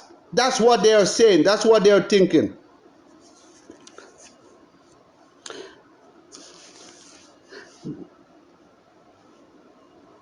Therefore, you mountains of EZER-IAH, hear the word of Aya your Redeemer.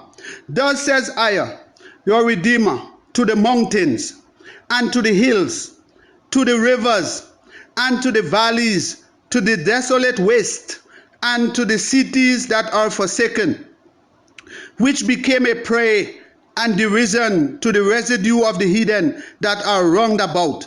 The heathen have they are the ones who planned this. They are the ones who took us out of the land. So now the Most High is speaking to the land. Thus says Aya your Redeemer, surely in the fire of my jealousy have I spoken against the residue of the heathen, and against all Idumea, which have appointed my land into their possession. Who appointed the land into their possession? Isn't that Europe with America and England, who has given our land to the people they call the Jews, the Israelis? Huh? Isn't that the Jewish people, the Israelis? Isn't in 1948 in the Buffalo Declaration that in England and America gave them our land while they had us as slaves? Isn't that what happened? Here the Most High is pointing it out in his message to us. In his report to us, he is telling us what they did. Therefore thus says Aya your Redeemer, surely in the fire of my jealousy have I spoken against the residue of the heathen, and against all Idumea, who have appointed my land into their possession with the joy of all their heart. They was happy, they was joyful when they came up with that scheme to give these people the land. With despiteful minds, they was wicked. It was to spite us. That's why they was doing that. It was to put their wickedness on the Holy Land. Take the people, take his people out, and we put our people. We own it, and that make them happy.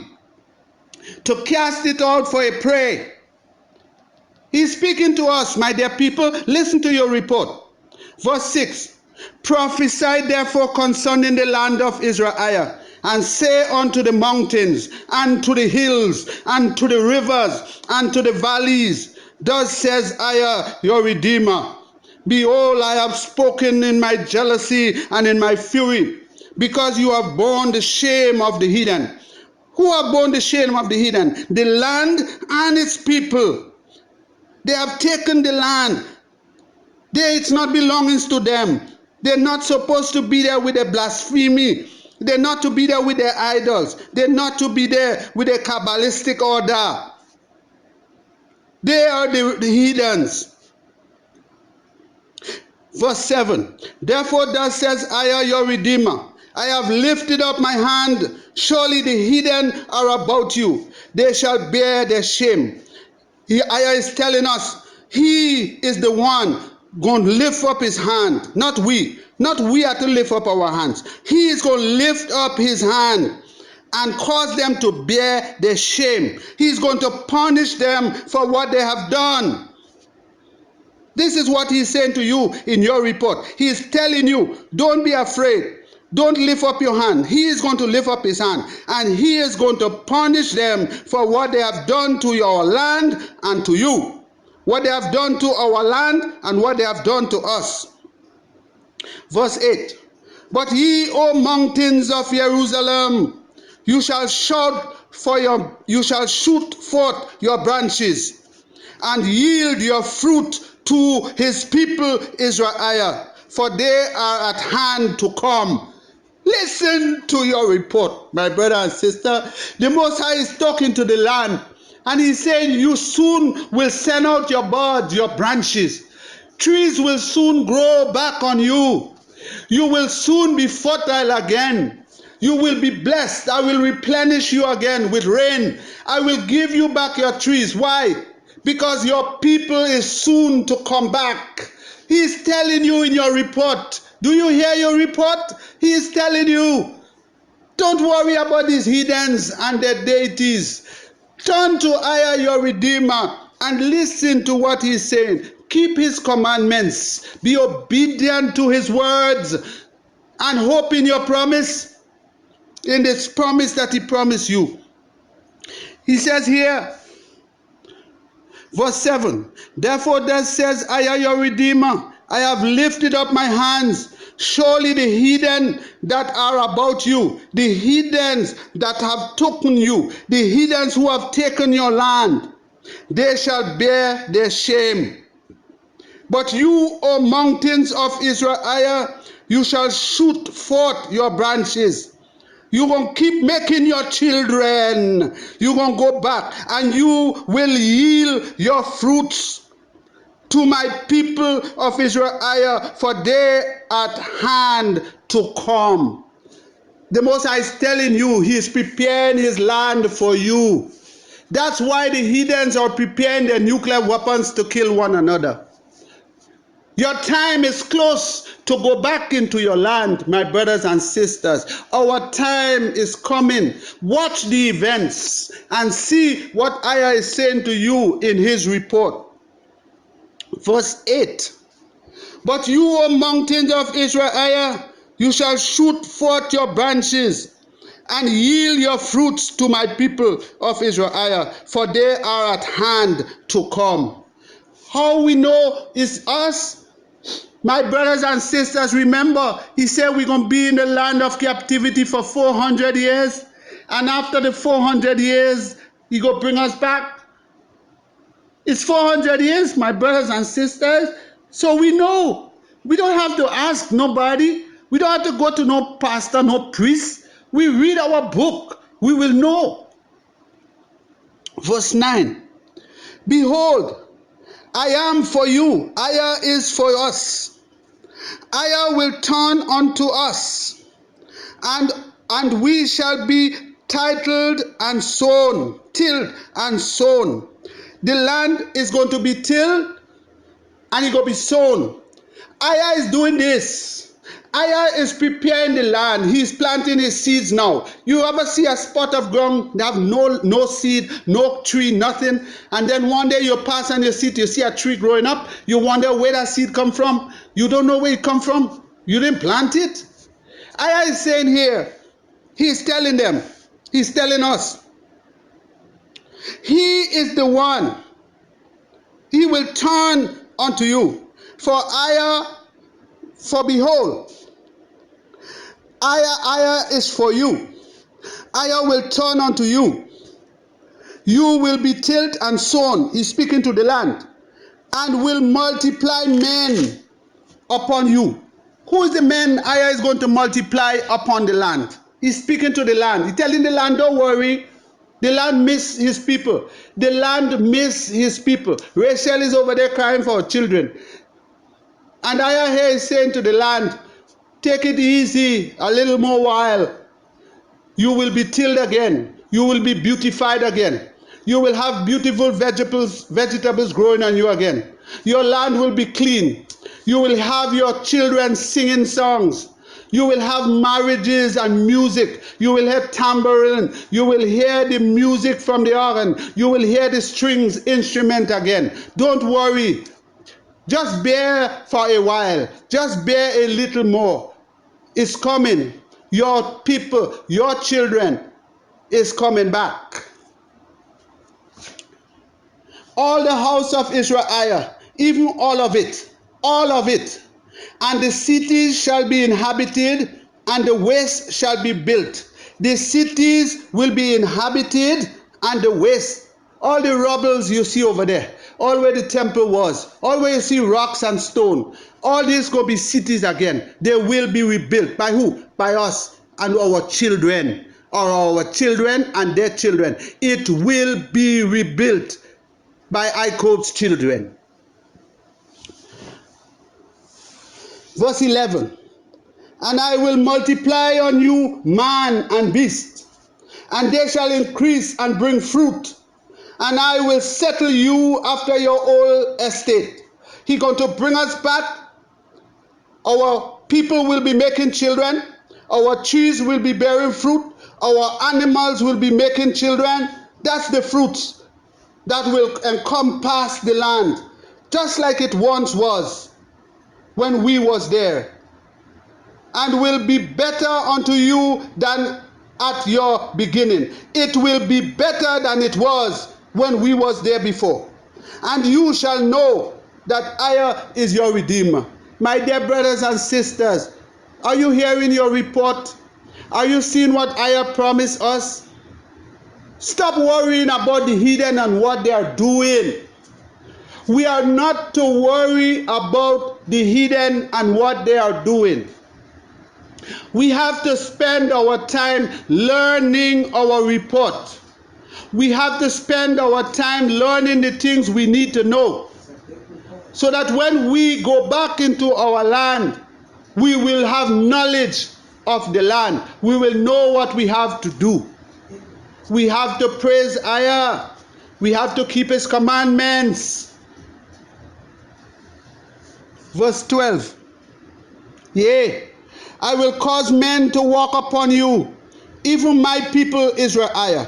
Here, EZER-IAH is saying, telling the land, I am going to cause my people to come back and walk upon you, and they shall possess you, and thou shalt be the inheritance. You, the land, you will be theirs, and you, the land, will be the inheritance, and you shall no more henceforth bereave them of men.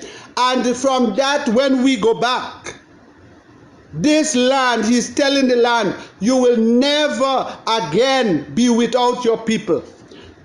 Your people will never leave you again.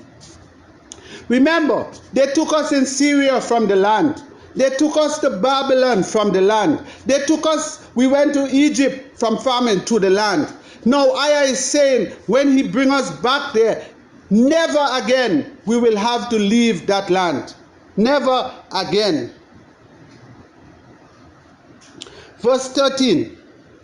Thus says EZER-IAH your Redeemer, because they say unto you that your land devours up men and has bereaved thy nations. They're saying that our land has bereaved men and has destroyed nations. Yes, because the people out there, they're suffering right now. There's no water in the land. The land, most of it is desert. Rocks, no trees growing there. That's not their land. That's not them. That's not the people EZER-IAH talking about. EZER-IAH is talking about us. When we go back there, then he go bring all these things back into the land. The land go be green again. Water go run. Rivers go run again. Listen to your report, my dear brothers and sisters. Listen to your report. Right now, the land is harsh to them because it's not their land. They couldn't even live in the land. They had to go and get some of our ancestors to teach them how to live in that land. And look at them. They're living in the land, but are they enjoying peace? Are they happy? Are they really enjoying that land? They're not. They're not enjoying that land. They're in constant fear over there.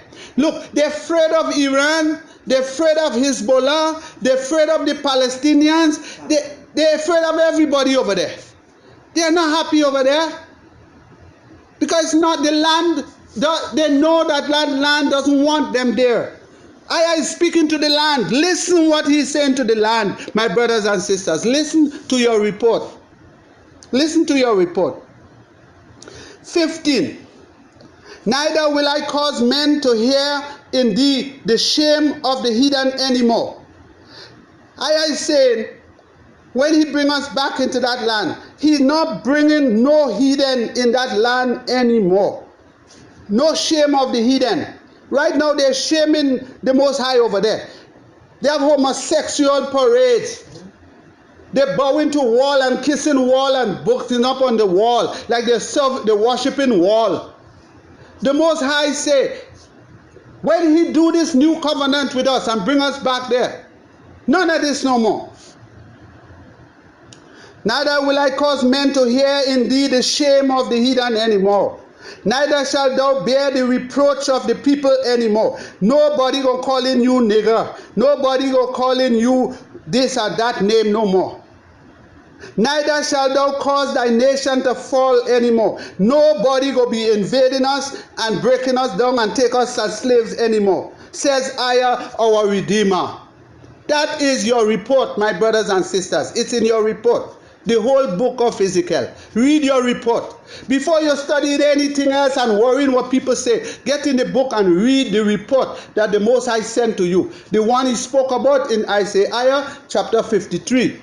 When he asked, who believed the report? This is the report he was talking about. Verse 16. Moreover, the word of EZER came unto Ezekiel, saying, Son of man, when the house of Israel dwelt in their own land, they defiled it by their own way, and made their own way, and by their doings. When we were, I is telling Ezekiel, when our ancestors was in the land, they defiled it. They defiled it by the things they was doing. Their ways was before EZER the uncleanliness of a removed woman. Their uncleanliness was like a woman in the time of her period, when she had to move out the house. Their ways was unclean. Wherefore, EZER poured his fury upon them for the blood that they had shed upon the land. When our ancestors was out there and they started to do wrong, that's the reason why EZER removed us from the land. And for their idols wherewith they have polluted it. They started to worship idols. That's not the ones who bring us our message now. That's not Hezekiah. That's not Isaiah. That's not Jeremiah. That's the people who did wrong. But those prophets was the ones who kept the commandments of EZER. Those prophets was his chosen. They was his loyal servants and his witnesses. Those who bring those messages to us. They are not the ones who worship idols. They are not the ones who did that. I'm talking about the other ancestors, the fathers, the uncles, the aunts, the cousins, who did all of this wickedness. That's what I is telling you. Verse 19. And I scattered them among the heathen. You see that? I is telling you what they did. And then he tell you why he scattered them among the heathens. Is because of what they did. Their idols. They hold them. And they were dispersed through the countries, according to their way and according to their doing. EZER judged them. Here again, EZER telling you he judged us before. He is the one that will judge us again. And when they entered unto the heathen, where they went, we went unto the heathens. We was given unto the heathens. They profaned my holy name. Among the heathens gave us Babylonian names. The heathen gave us idol names. The heathen gave us names of Lucifer, names of blasphemy. So among the heathens we profaned his name. We did not call his name among the heathens. We used the names that the heathen gave us. Elohim, Yahweh, Yah, Jehovah. All these names is heathen's names. JC. Names of blasphemy. When they said to them, these are the people of EZER-IAH. Once they identified us as the people that belongs to the book, the people of EZER-IAH, the people of the promised land, the people of EZER-IAH, they changed our names and they gave us the Babylonian names. That's what they did. When we came to America as slaves, they did the same thing. They changed your name. They never want you to keep your name. Why? They know the names had meanings and are gone forth out of his land. You see, we left the land. They changed. They start to call idols. They forget the name of the Most High. The name I'm giving you, the name EZER, that is his name. He is EZER the Almighty, the father of Abraham, Isaac, and of Jacob. The father of Israel, the one who created you in his image and in his likeness. The one who made the sea, the heavens, the moon, the stars, and everything that there is in it. He who formed you in his image and in his likeness. Remember that. He gave you his name, he gave you his commandments, and he gave you his promises. You are to call on his name, you are to keep his commandments, his principles, and you are to hope and wait for his promises that he promised unto you. Verse 21. But EZER had pity for my holy name. He had pity for his name. They took them away. They forget his name. They start calling on idols. But he had pity for his name. It's the same thing he's doing for us today. We do not call on his name in this Western world. But EZER is having pity on us for his name, which the house of Israel has profaned among the heathen. Among the heathen, you are not calling his name. The names you are calling among the heathen is not his name. My dear brothers and sisters, he's telling you where they went. All where they went. These names that we grew up hearing is not the name of the Most High. In all the countries where we have been driven, the names that we've been hearing is not his name.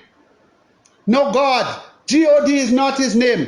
Lord is not his name. JC is not his name. Yahweh is not his name.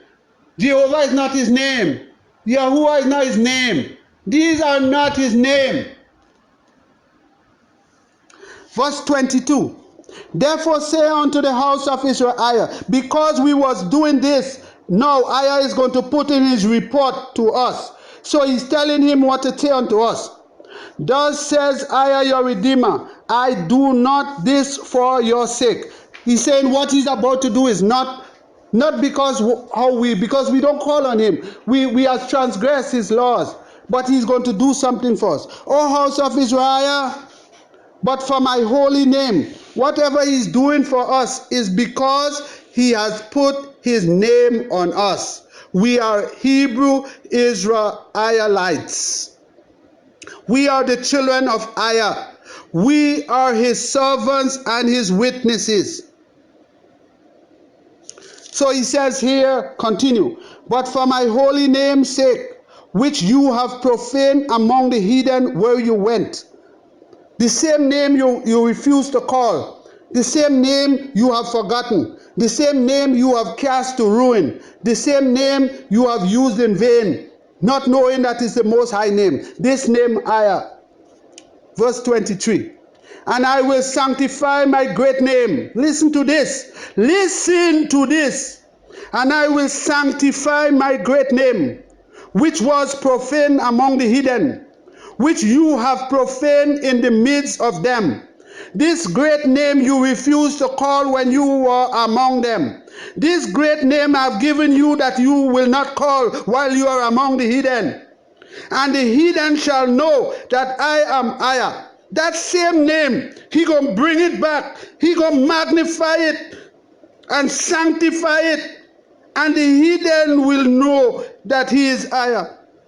When I shall be sanctified in you before their eyes. My brothers and sisters, we have to call his name. For I will take you from among the heathen and gather you out of all the countries, and will bring you into your own land. Then will I sprinkle clean water upon you, and you shall be clean from all your filthiness, and from all your idols, which I cleanse you. When we call on his name, remember he just tell you, he go magnify his name, sanctify it. You will know it.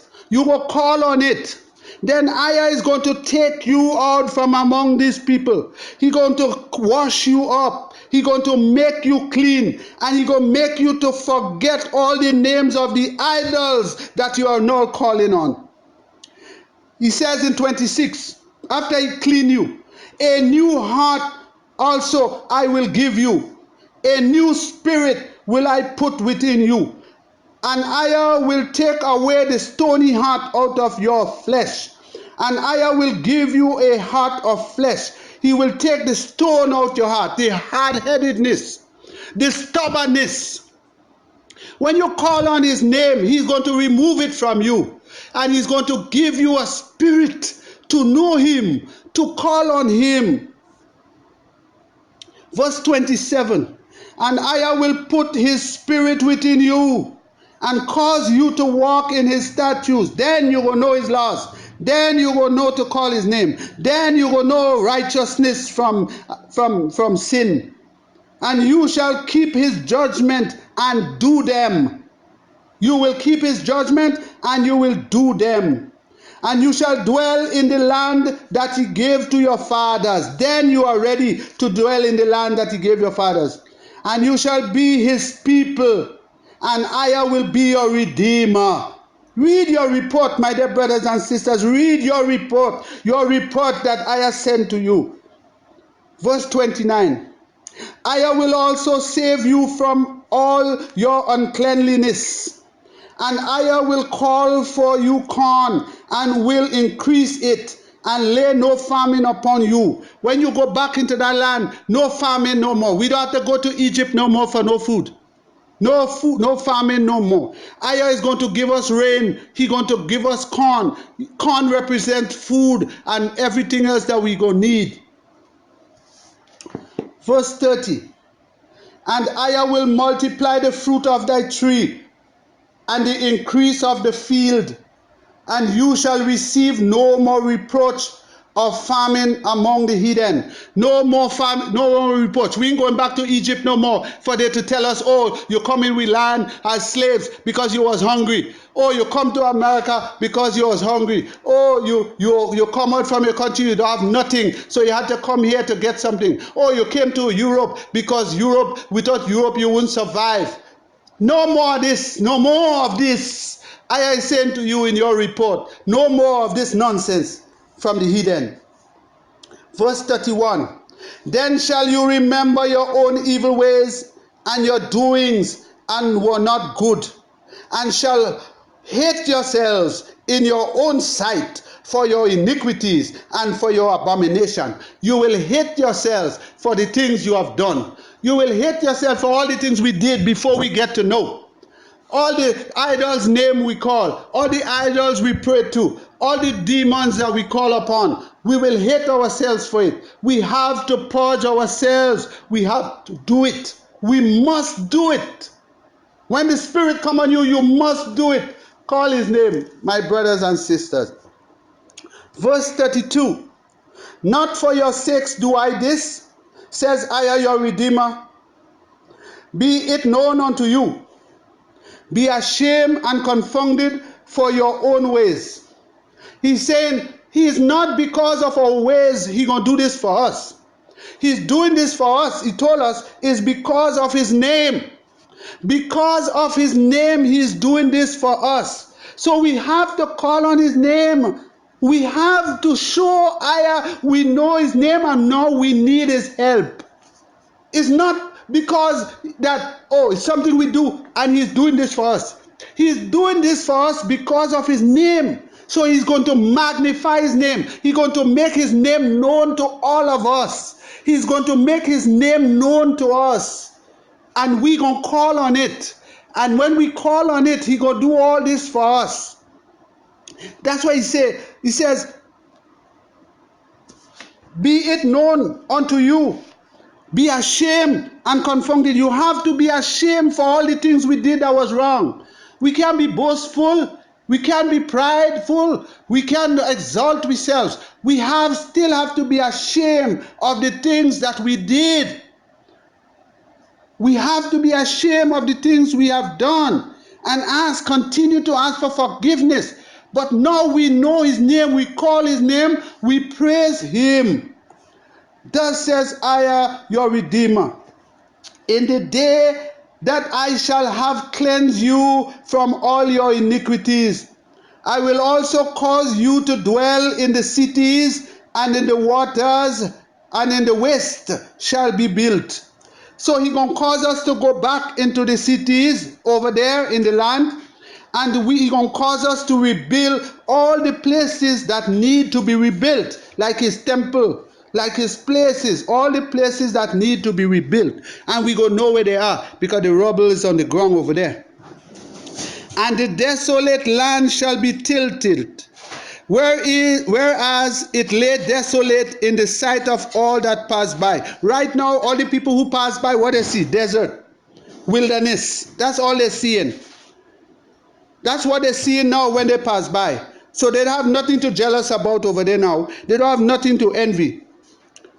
But EZER is telling us what he's going to do. And they shall say, this land that was desolate is become like the Garden of Eden. You hear what they will be saying? This land that was just dry and stone and sand, it has now come green with all these trees and fruits and water.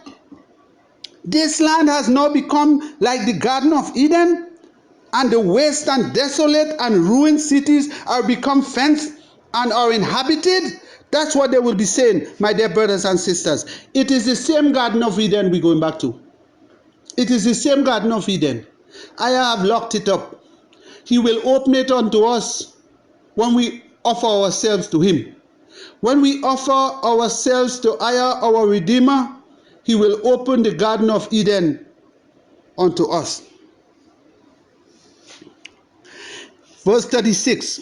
Then the heathen that are left round about you shall know that EZER build the ruined places. So the few people who will be left, like in Iran and in Afghanistan and in Saudi Arabia, in Egypt, around the few people that will be around there, they will know. They will then get to know. They will say, yes, this is all the Muslims over there. All the Muslims, those who remain from them after they fight their wars, the nuclear war and their bodies waste, those who left, that's what they're going to say. And then the heathen that are left round about you shall know that I am EZER, your Redeemer, who build the ruined places and plant that was desolate. He is the one who put trees on the land that they call desert. And EZER have spoken it and will do it. He tells you, he has spoken it, he will do it. Thus says EZER, your Redeemer, I will yet for this be inquired of by the house of Israel to do it for them. He is waiting for us to ask, so he will do it for us. I will increase them with men like flock. Listen to your report. Thus says EZER, 37. Thus says EZER, your Redeemer, EZER will yet for this be inquired of by the house of Israel. EZER wants you to come to him and ask him for this to happen. EZER wants you to start to seek your land. EZER wants you to start to seek him. EZER wants you to start to know who you are. EZER start to know that you know who his name. EZER wants you to know his commandments. EZER wants you to know that you are the people whom he have chosen. He is waiting for you to do this, for you to inquire, so that he could do it for you. EZER will increase them with men like flock, as the holy flock, As the flock of Jerusalem in her solemn feast, so shall the waste cities be filled with flock of men. Right now it's desolate over there. It's wilderness. It's desert. It's rubble. No trees. Just dry ground. He's telling you he gonna fill it with the flock of men. And they shall know that I is your Redeemer. You have to know that I is your Redeemer. You have to know that. We have to call him now. And those who he bring back there, they are the ones that will make children to fill up the land. He not bringing back everybody there to fill up the land. That's why he say he going to choose between sheep and cattle and cattle. He going to choose those to bring back. And those he bring back, they going to be 100 years old and still making babies. Because he had to he go replenish, as he say, he go full the whole land with men. He going to full it again.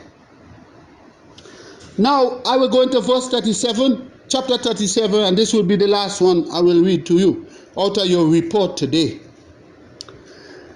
And it reads, the hand of EZER was upon Hezekiah, and carried him out in the spirit of EZER, and set him down in the midst of the valley, which was full of bones. Listen to this. And caused him to pass them round about. He caused him to walk among the bones. And behold, there was very many in the open valley, many bones on the ground. And lo, they were very dry. Many bones and very dry. And EZER said unto him, Son of man, can these bones live? And Ezekiel answered, O EZER, my Redeemer, you alone knows. Verse 4. Again he said unto Ezekiel, he say unto Ezekiel, prophesy upon these bones, and say unto them, O ye dry bones, hear the word of EZER. No hear no word of Jesse, no hear no word of Jehovah, or Yahweh, or Allah, or Muhammad. Hear the word of EZER. You dry bones, hear the word of EZER.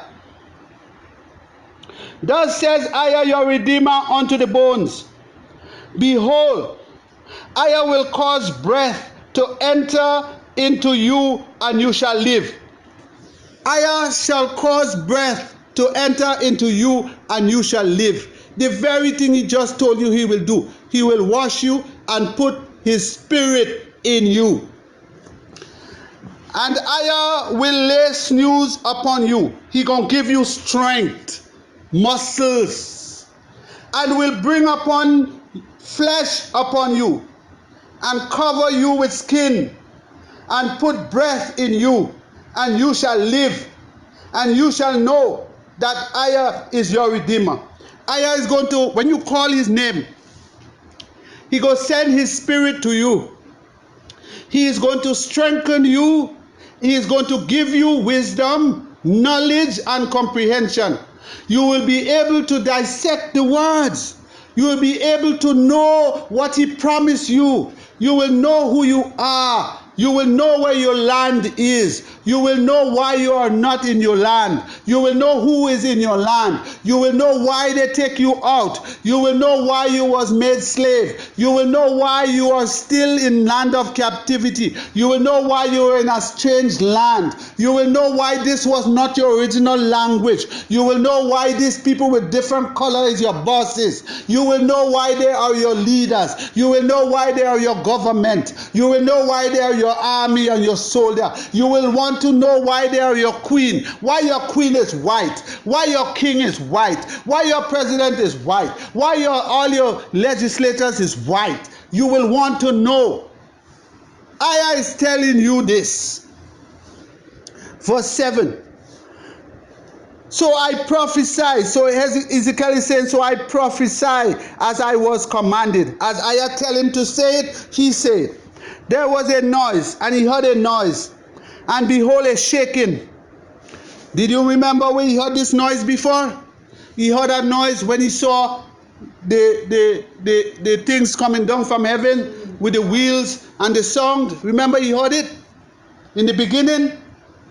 And behold, a shaking, and the bones came together.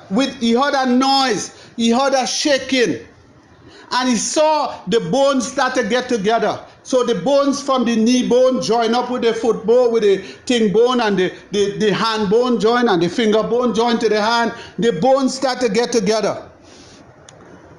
And when I beheld, lo, the sinew and the flesh, he saw muscles start to come onto the bone. And then he see flesh start to come on top of the muscles. And then he saw skin start to cover it. But there was no breath in them. There was no life in them. My brothers and sisters, as we are doing today, you see what he says to you? He saw the bones getting together. First he heard the noise, and then the bones start to get together. And then he saw the sinew, the muscles, strength, the muscles that hold the bones. Then he saw the flesh, they start to get strong. Then the skin, they are secured, covered. They are covered. And when they are covered, they still was not yet alive. They did not know all the truth. It's still in a process. It's a process. We have to call his name. We have to go through the process, my brothers and sisters. And then he said, the Most High said unto him, prophesy unto the wind. Prophesy, son of man. Say to the wind, thus says EZER, your Redeemer, come forth the four winds, O breath, and breathe upon these slain, that they may live. Then he sent his spirit. Then he sent his spirit to give us the life we need, the eternal life. That life that will not die.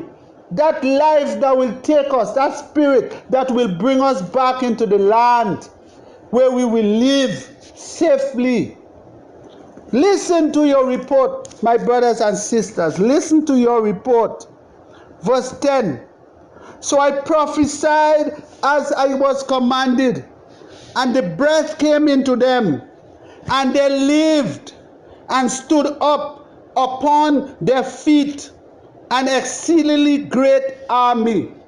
When we get to call on the Most High, and we start keeping his commandments, trusting in his promise, we will become a strong nation again. He will send his spirit in us to do what is right, to remove us from these false doctrines, to remove us from Luciferian worship, idol worship, satanic worship. He will remove us from idol worship, from Luciferian worship. He will remove us from Jehovah's Witness, from Catholic Church, from Christianity. He will remove us from Pentecostal Church and Jehovah's Church. He's going to bring us to his place, his comprehension. We will comprehend what I is saying to us. And we will sit down in our homes or in the park or under a tree, and we will read our book, and we will learn to open our mouth and praise EZER, our Redeemer. We will come back to life. We will know what we have to do to please him, and we will do it. We will know we don't have to go to a church. We will know we don't have to go to a synagogue. We will know we don't have to go to these pagan temples. We will know that we don't have to call on the names that they gave us. We will know all of this. We will come back to be a strong people. We will come back to be a people led by EZER, our Redeemer, and the shepherd whom he promised he will raise up to be our shepherd. Continue, verse 11. Then he said unto me, Son of man, these bones are the whole house of EZER-IAH. Here now he's telling you, so you don't have, it's not a parable anymore. He's telling you that the bones that he is talking about is the whole house of EZER-IAH and Judea, the whole house, all the children of EZER-IAH. Behold, they say, our bones are dry. That's what we are saying now. That's what our people are saying now. They're saying they're lost. They are the lost tribes. They are the lost people. They are the lost people. They are like dead. They say their bones are dry.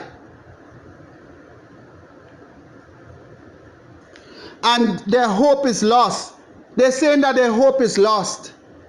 Our hope has to be in the promise of EZER, our Redeemer, the promises He made unto us. This is our hope. When we hope in His promise, we will keep His commandments. We'll obey all His principles, and we will wait for Him to bring us back into the land that He promised our ancestors, where we will live in peace and not war. This is our hope. But they are saying their hope is lost. They're saying that they are cut off from the path of EZER. Verse 12. Therefore prophesy and say unto them, listen your report. Listen your report, my brothers and sisters. Read your report. Thus says EZER, your Redeemer, behold, my people, EZER's people, EZER will open your grave. If you are in a grave, EZER is telling you to listen. He said, listen. EZER prophesy and say unto them, thus says EZER, your Redeemer, behold, O my people, EZER's people, I will open your grave. I will cause you to come up out of your graves and bring you into the land of Israel. EZER is saying, if you are not alive and you're in a grave in the land of the heathen, He will open your grave and bring you out of the grave and bring you back into your land. So if you die in this physical death, doing righteous to EZER, being righteous, serving Him, keeping His commandments, hoping in His promise, EZER is saying to you, He will open your grave and take you out and bring you into the land that He had promised to your ancestors. Verse 13. And you shall know that EZER is your Redeemer when EZER have opened your graves. So if you die without knowing that EZER is your Redeemer, you hear the name, you call Him, you keep His commandments, or you praise, you do righteous, hoping in your Redeemer, that you are a chosen, you are from the children of Israel. EZER is saying here, He will open your grave. O my people, and bring you up out of your graves, and shall put His Spirit in you, and you shall live. That is the surely living. When He says you shall not surely die, that's the life He's talking about. You will get that life back into you. And that Spirit, and I shall place you in your own land. Then shall you know that EZER is your Redeemer. You didn't know now, you will know then. Because He's going to give you that chance to know. If you are dead, He will give you that chance to know.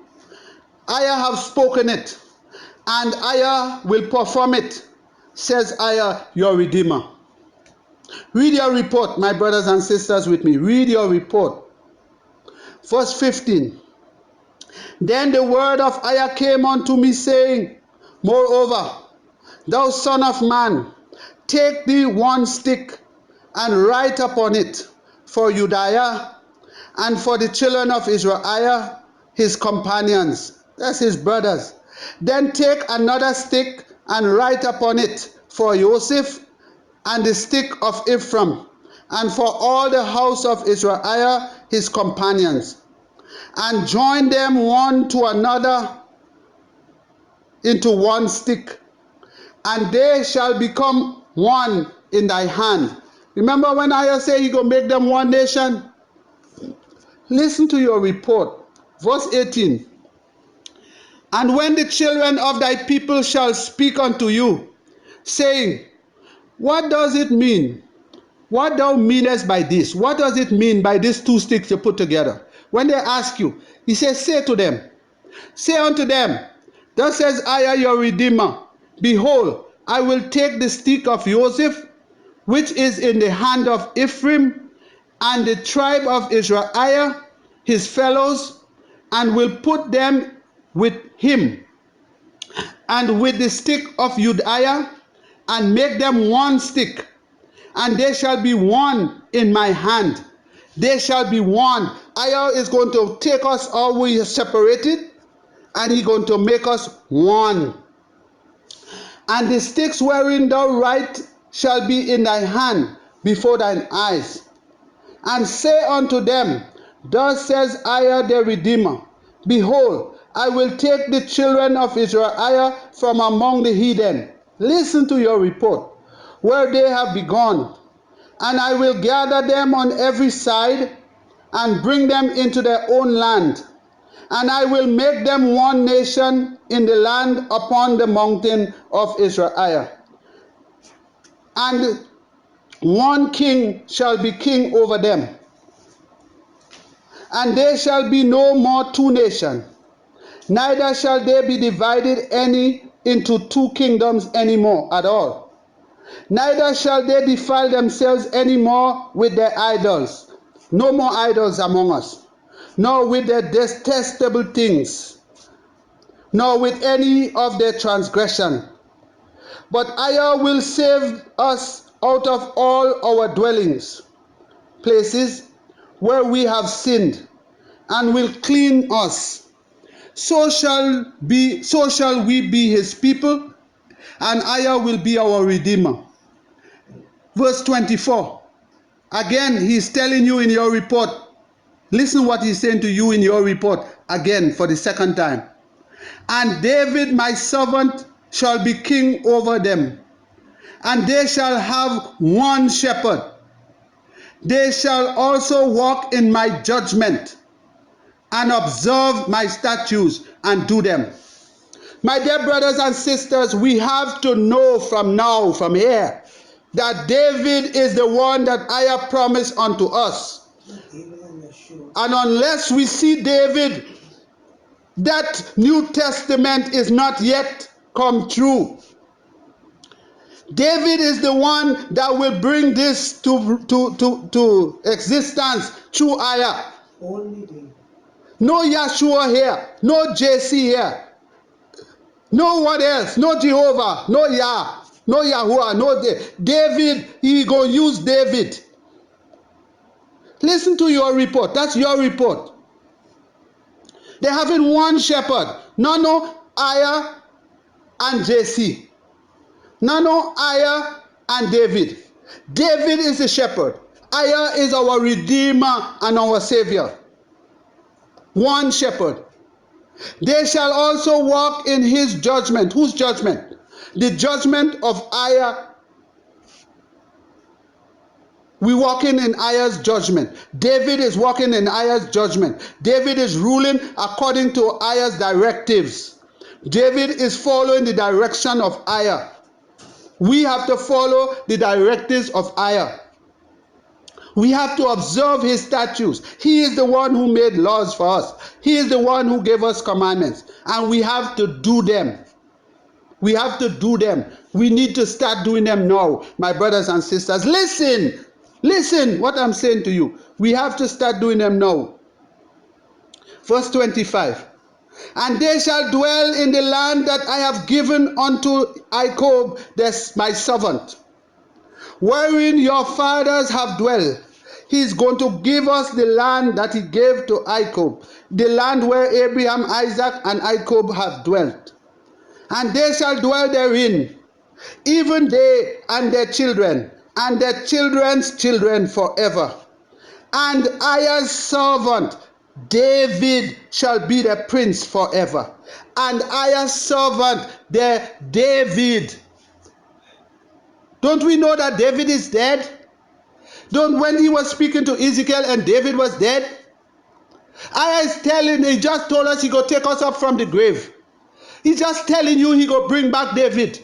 Where is he taking him from? From the grave. Like how he promised he will take us from the grave. He is bringing us back to a land that he made a promise unto us with. You cannot decide who he gonna bring back. You can make up somebody he gonna bring back. Talking about JC died for us and he gonna come back. He going to look for a place for us. Throughout the whole this message, throughout this report, Ayah has told us he have already prepared a place for us. He have a land for us. He don't have to go and look for no place for us. He's describing the land to us. And he's telling us who he going to bring back to rule over us. Who he going to bring back as a shepherd, as a guide, as somebody to direct us. He's telling us all of that. But yet still, your people still believing in something that they can't read in the book. They are believing something that the Most High haven't spoken to them about. This is the report he sent to you. This is your report. Read your report and see what your report says. And go by your report. Believe in your report. Accept what I have sent to you in your report. That is for you. Not nobody else's report. Don't go in what other people tell you. He gave you the word from Genesis to Malachi. That's yours. That's what he gave you. The Romans gave you a New Testament. So you believe in the Romans more than Ayah your Redeemer? Do you believe in the words of the Romans? Or you believe in the words of Ayah your Redeemer? Do you believe in the messengers, the apostles, and disciples that JC sent? Or you believe in the prophet that Ayah sent? You have to make that choice. You have to hear or forbear. You have to hear it. Ayah is telling you that nobody died for your sin. You believe that you will believe someone died for your sin? Ayah told you that when he sent his watchman to you, and he tell you what to do, you must do it. He said the one who refused to do it, you're going to die. You're going to die. You're going to pay for it. Are you going to believe this? Or you going to believe what the heathens tell you? Ayah is telling you you have to keep his commandments. The heathen tell you don't no longer under the commandments. The Most High is telling you his commandments is your way, your life to your life. The heathen telling you it means nothing to you. Which one are you going to believe? Are you going to believe in what Ayah say? Or you believe what the heathen say? Or you believe in Ayah's word to you through his prophets? The prophets he sent with his name to bring his word unto you, that you may know that they was men of Ayah. That's why he put his name in their name. So when you heard their name, you know they are messengers of Ayah, they are prophets of Ayah, they are men of Ayah. Or you go with them to the heathen with the LORD and the GOD. The men of the GOD and the men of the LORD. Which one would you believe? The men of Ayah or the men of the GOD or the men of the LORD? That's what they are giving you. That's what they are teaching you, my brothers and sisters. Throw this away. Throw the false doctrines away. Turn to Ayah your Redeemer and read your book. Read your book. Now he's continuing. He says, I have given unto Jacob my servant, wherein your fathers have dwelt. Verse 25. And they shall dwell therein, even they and their children and their children's children forever. And my servant David, Ayah's servant, who is David. Ayah didn't tell you you have a so David is his kin, or David is his partner, or David has the same power he have, or David is his son and he go send David to carry out all to judge us and all of that. He didn't say that. He said David is a servant. As you are a servant, I am a servant. David was a witness. I am a witness. You are a witness. Listen to what I am saying to you. But he goes set up David as a prince among them. Why? Because he is sending David to carry out his duty. He is sending David to carry out his government on the earth. Remember, he said he goes set up his sanctuary in the midst of us.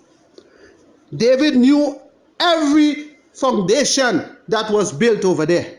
David knew exactly where the city was. David knew the boundaries. David knew the landmark. David knew everything. And that's why Ayah is raising up David. David is the one that built most of those buildings over there. He or his son. And that's why he's going to raise up David. David is the one that will assign the land. David is the one that will set up the rules. He goes further. That's 26. He says, moreover, I will make a covenant of peace with them. Now, the Most High is speaking of a special covenant. He will make a covenant of peace in the land when he brings us back. So that covenant is not yet in existence because we are not back in the land. And those are in the land are heathens. And EZER is getting ready to destroy them, as you may see. Watch your news. With all these nuclear weapons. And right now they are forming alliances before they start the fight. They are choosing their partners before they start the fight. They're calling it the Third World War. That's their war, their third war, their final war. That's what they're talking about. You know, no Third World War. I ain't allowing nobody to have no Third World War, Fourth World War. That's their war and their final war. That is their final war. And right now they are choosing alliances. They are making alliances because they are getting ready to fight the war. The war that will bring them to destruction. The war that will cause no man to ever live in Europe again. Their lands will be contaminated. And no man will live over there. Look at the nuclear weapons. See where they're pointed to. See which lands the nuclear weapons are pointed against. Look. Check it out. See what you're reading in your report. Put what EZER is telling you in his report, the report he sent to you, to what you are seeing going on in the world. That's what we have to do.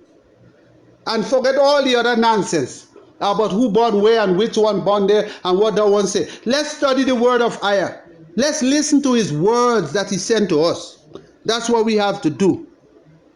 He says he will make a covenant of peace with us. It shall be an everlasting covenant. Everlasting means what? Time out of mind. He didn't put no time on it. He didn't say it go last for 20,000 years. He didn't put no time. He said time out of mind for everlasting. An everlasting covenant with them. And I will place them and multiply them. What is the Most High talking about? Going somewhere to heaven? As they give you in your New Testament telling you that you're going to heaven, that JC coming back to take you to heaven? The Most High telling you he raising up David here to be your shepherd. David here will be your prince. David here will be in the land with you. In a land where you going to be with you, your children, and your children making children. Listen to the differences. Listen to the difference between what the heathen is saying to you and what EZER is saying to you, what EZER sent to you through his prophet Ezekiel. Listen to the difference. See the difference. He says, and I will place them and multiply them, and will set my sanctuary in the midst of them forevermore. Do you see what EZER just said to you? He is coming to the earth. You're not going to heaven, as the heathens is telling you, as they are lying to you. They don't know the Most High, so they can say anything they want to say. The Most High, he showed you in his report, in your report he sent to you. They are already marked for death. They will be buried as the sheep that go down in the ground, never to rise. Why are you trusting in what they tell you? And your book, you wouldn't read your book. Read your book. Read your book and ask EZER to open your intellect and read your book. He will set up his sanctuary, his holy place, in the midst of us.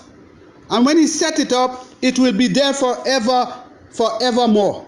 And who will be in it? David will be the leader in it. And who will be around it? His people. Not everybody in the world. No.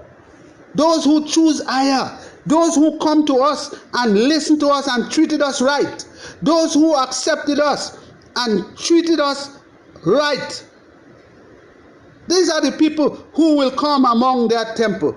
And they come in from the other nation. They come in to be our servants. My tabernacle also shall be with them. His tabernacle will be with them. His sanctuary and his tabernacle will be with us. He is actually coming on the earth and set up a place where he will visit.